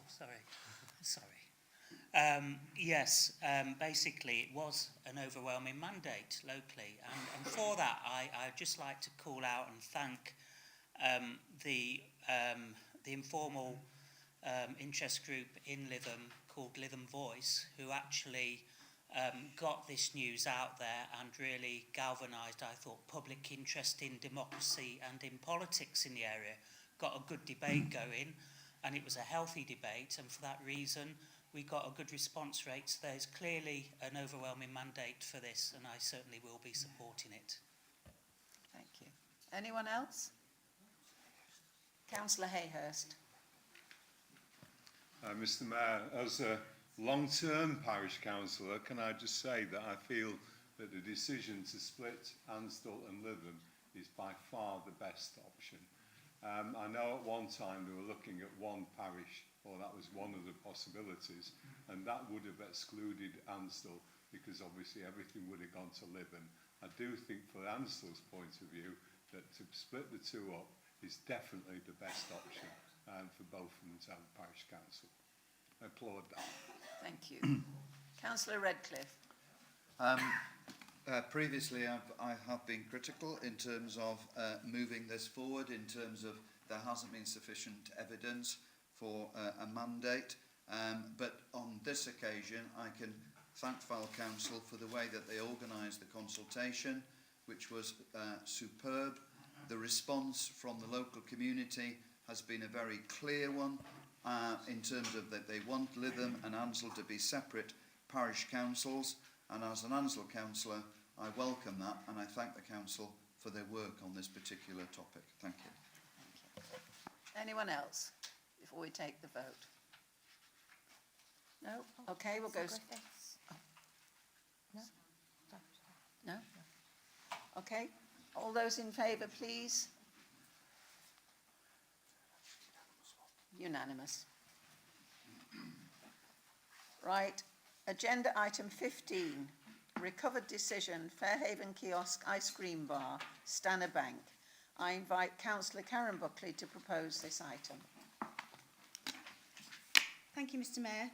On the 23rd of May, the Executive Committee made the following decision. The Council, number one, the Council does not proceed with the procurement and delivery of the Fairhaven Kiosk Stroke Ice Cream Bar Capital Scheme, also known as Project Vento, because of significant cost increases which have rendered the project economically unviable when reconciled with the Council's commercial strategy and the duty of best value that the Council is required to consider. And, number two, the planning application 23/0651 for the scheme be withdrawn. This decision was reached after a debate on the merits of the scheme, the challenge to the planning decision, and a discussion with officers on the reasons the project has reached a point where it is not recommended to continue. I move the recommendations as outlined. Thank you. Mr Mayor, I'm happy to second that recommendation.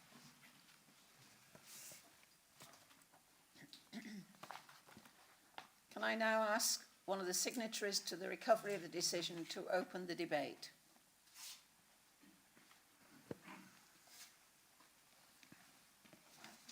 Councillor Collins. Thank you, Mr Mayor. At the 23rd of May executive meeting, I proposed an amendment to the recommendations that come back before us today. That was to add a third recommendation to scrutinise this project from its inception, approximately 7 years ago, up until the present time, to examine all decisions made along the way and all procedures and processes that have been followed in order that this council, both members and officers, can identify the mistakes that have been made in order to learn from them and to avoid their repetition. That amendment was not carried. So the decision was recovered so that third recommendation can be made again today to full council. I feel it is not in the interest of the borough's inhabitants to scrap Project Vento without identifying the mistakes and learning from them. It is 7 years since it was initially recognised that the work to the sea defences impacted on the kiosk, and these impacts needed to be addressed. Yet 7 years on, we're back to square one, having spent somewhere between £50,000 and £100,000 on consultants' fees and legal expenses, not to mention hours of officer time. This has been a complete waste of time and money and should not happen again. This council will only benefit from this debacle if we are prepared to learn from it. Hopefully, Internal Affairs Scrutiny Committee will be able to identify areas of concern, and I don't intend to go through everything tonight. But I will mention the judicial review instigated by concerned local residents at considerable risk to their own finances. As a result of the judicial review, this council admitted that it had breached national planning policy, which made the decision to grant planning permission null and void. But the council failed to comment on the alleged brief of policy EMV3 of the local plan. I think this is something in particular that should be scrutinised, whether we did breach our own policies or not. Members of the Planning Committee rely on the sound, impartial advice of officers. That advice was found to be wanting on this occasion. A review by a scrutiny committee should not be a witch hunt where blame is apportioned, but a thorough investigation of the project to identify areas of concern so that improvements can be made. We should not forget the impact on the tenants in all of this. They have invested their own time and money in efforts to achieve a solution and a future for their kiosk. At times, their private business has been the subject for debate in social media, and I'm sure they will have found many of the comments upsetting. I personally apologise if any of my comments, either in this chamber or elsewhere, have caused offence. My only concern regarding the project has been the cost of it, and I never intended anything to be a personal attack on the tenants themselves. To conclude, for 20 years or so, this council has supposedly had a culture of continuous improvement. If we do not improve, we do not learn from our mistakes. And so I propose a third recommendation, that the Internal Affairs Scrutiny Committee be tasked with scrutinising Project Vento from its inception approximately 7 years ago up to the present time, to examine all decisions made along the way and all procedures and processes that have been followed in order that this council, both members and officers, can identify and learn from the mistakes that have been made in order to learn from them and avoid their future repetition. Thank you.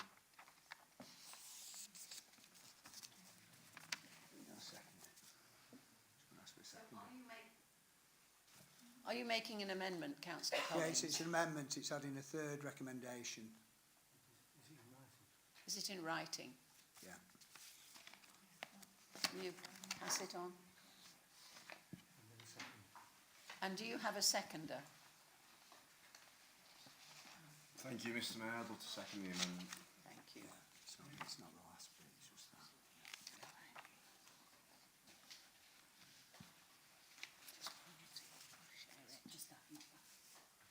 Okay.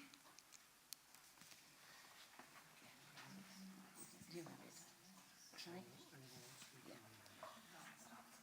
As this is handed out, does anyone wish to speak on the amendment? Councillor Farrington. Thank you, Mr. Mayor. I'd like to reiterate a few points. Some of them closely cross over what has just been said. There was no collaboration on this, but on the 6th of March, I attended our monthly planning committee meeting. Among the items on the agenda were the retrospective planning of the North Stand of Fylde AFC, which is something that might come back to haunt us at some stage, given traffic issues, but we're not talking about that today.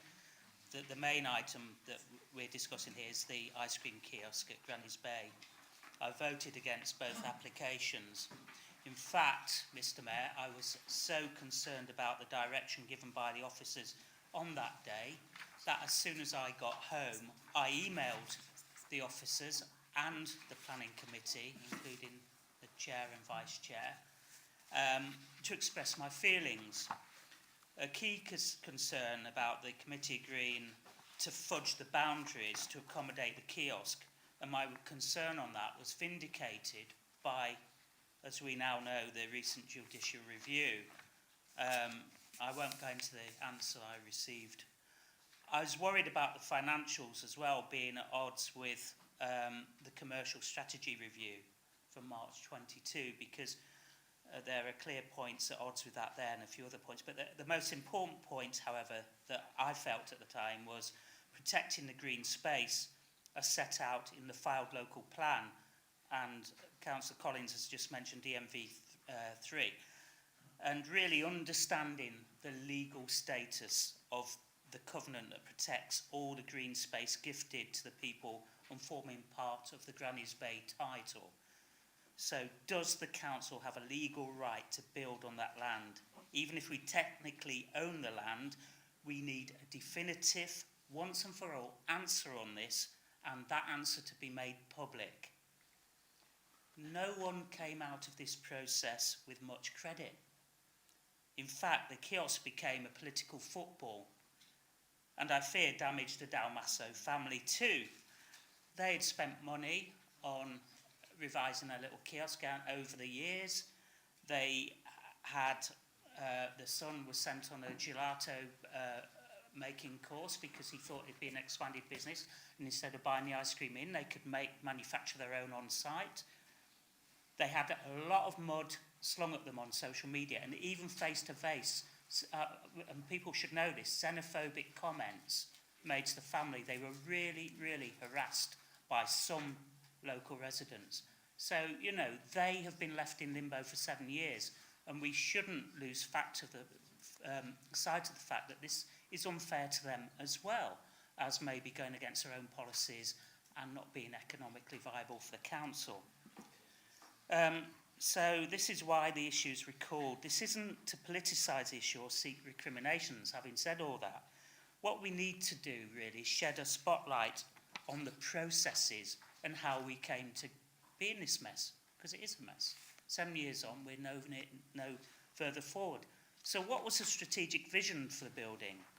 The financial planning. Why was it a project under our actual barrier of 1 million capital and the ROI under 5% for a business without a huge gravitational pull? The direction of the planning committee were given by the officers needs to be examined, and that's a very difficult thing to say because I've got a huge amount of respect for the massive amount of workload that the planning team do, but we weren't directed well in that meeting. Sticking to the local plan, and my final point that flows from that is ensuring we guarantee no building work can ever commence on our sacrosanct green space.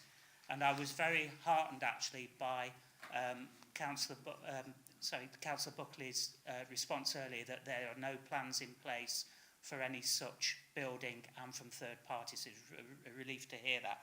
But we need to have this cemented really. So to conclude, I just ask the leading group, in fact all of us here, to back Councillor Collins' amendment for the right reasons, not politicise, but to actually really make sure we never repeat those mistakes again. Thank you. Thank you. Anyone else? Councillor Buckley. Thank you, Mr. Mayor. I am troubled by the use of the recovery procedure for this purpose. The decision made at the Executive Committee, which has been called in, is that the Council doesn't proceed with the project and the Council withdraws the planning application.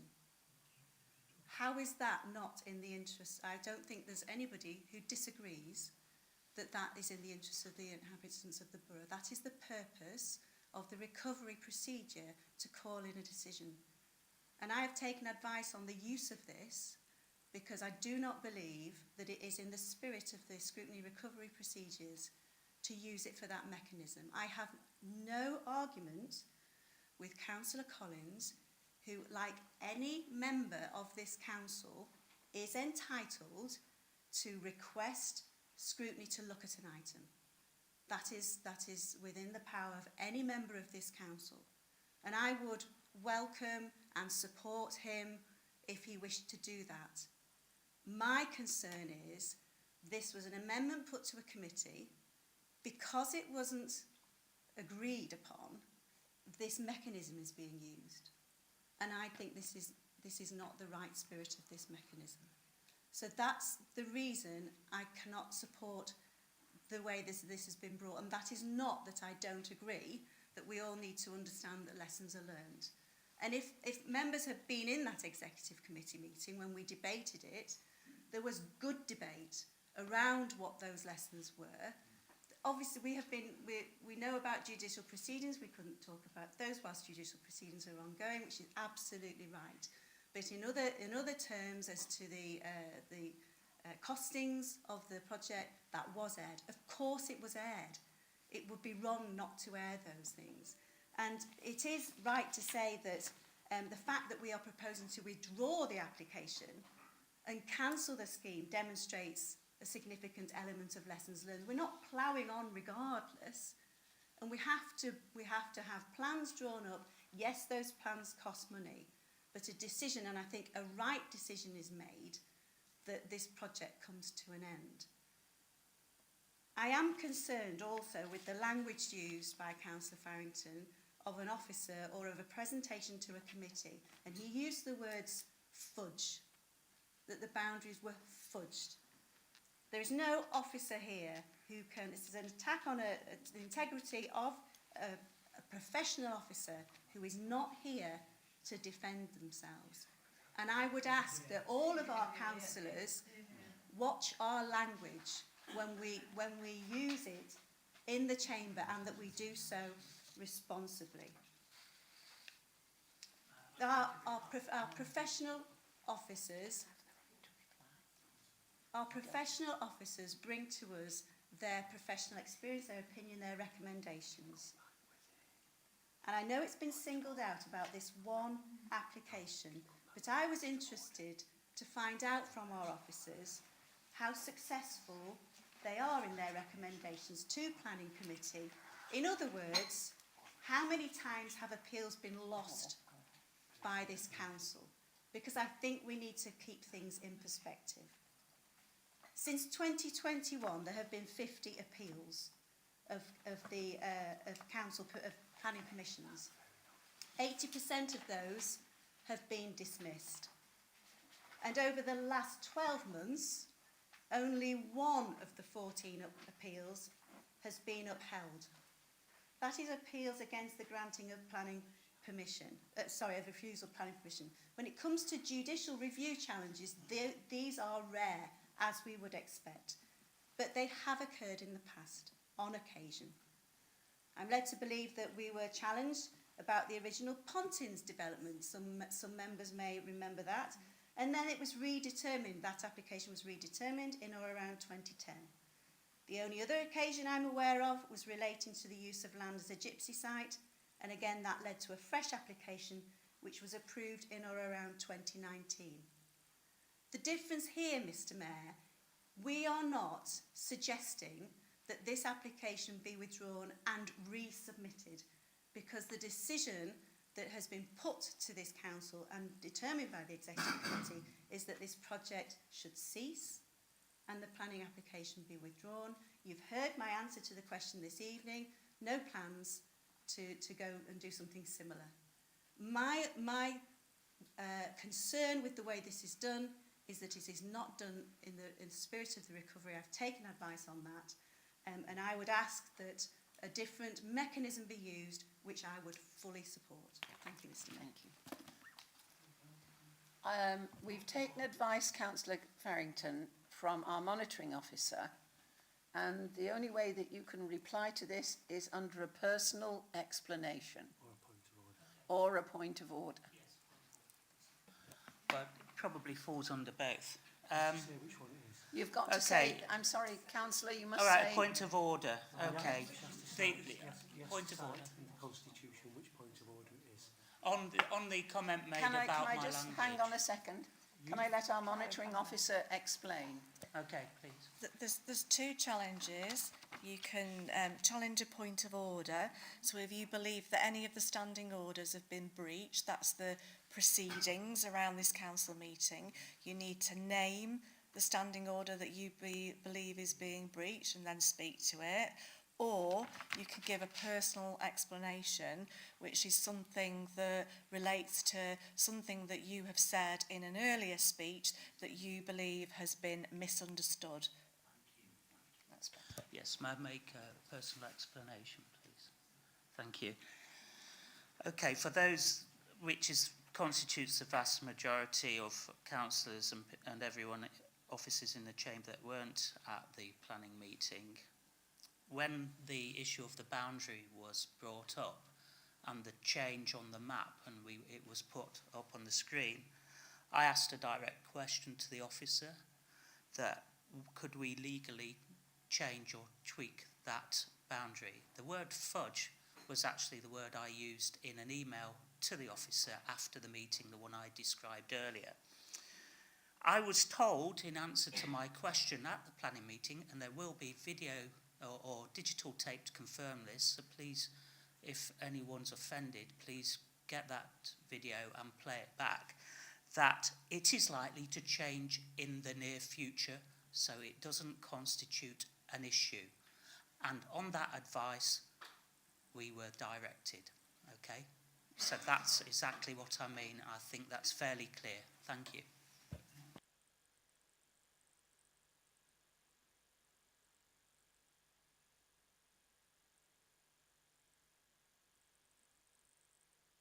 Sorry.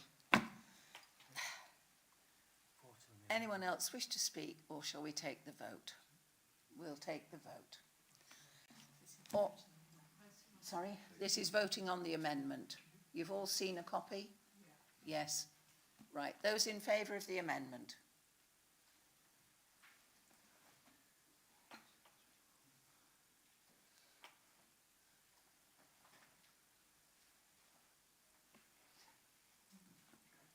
And those against? It's not going to make any difference. It doesn't make any difference. Oh, we abstain. Yeah. And 2 abstains. Abstentions. Yeah. The amendment is defeated.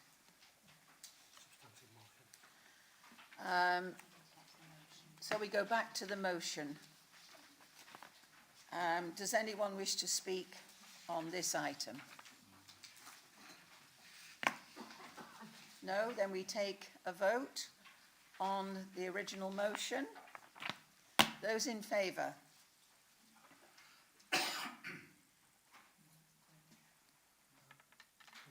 It's carried. Thank you very much. Is that it? Right, that brings to an end my first council meeting. I do apologise if I got a few things muddled up, but we all have to start somewhere. Thank you.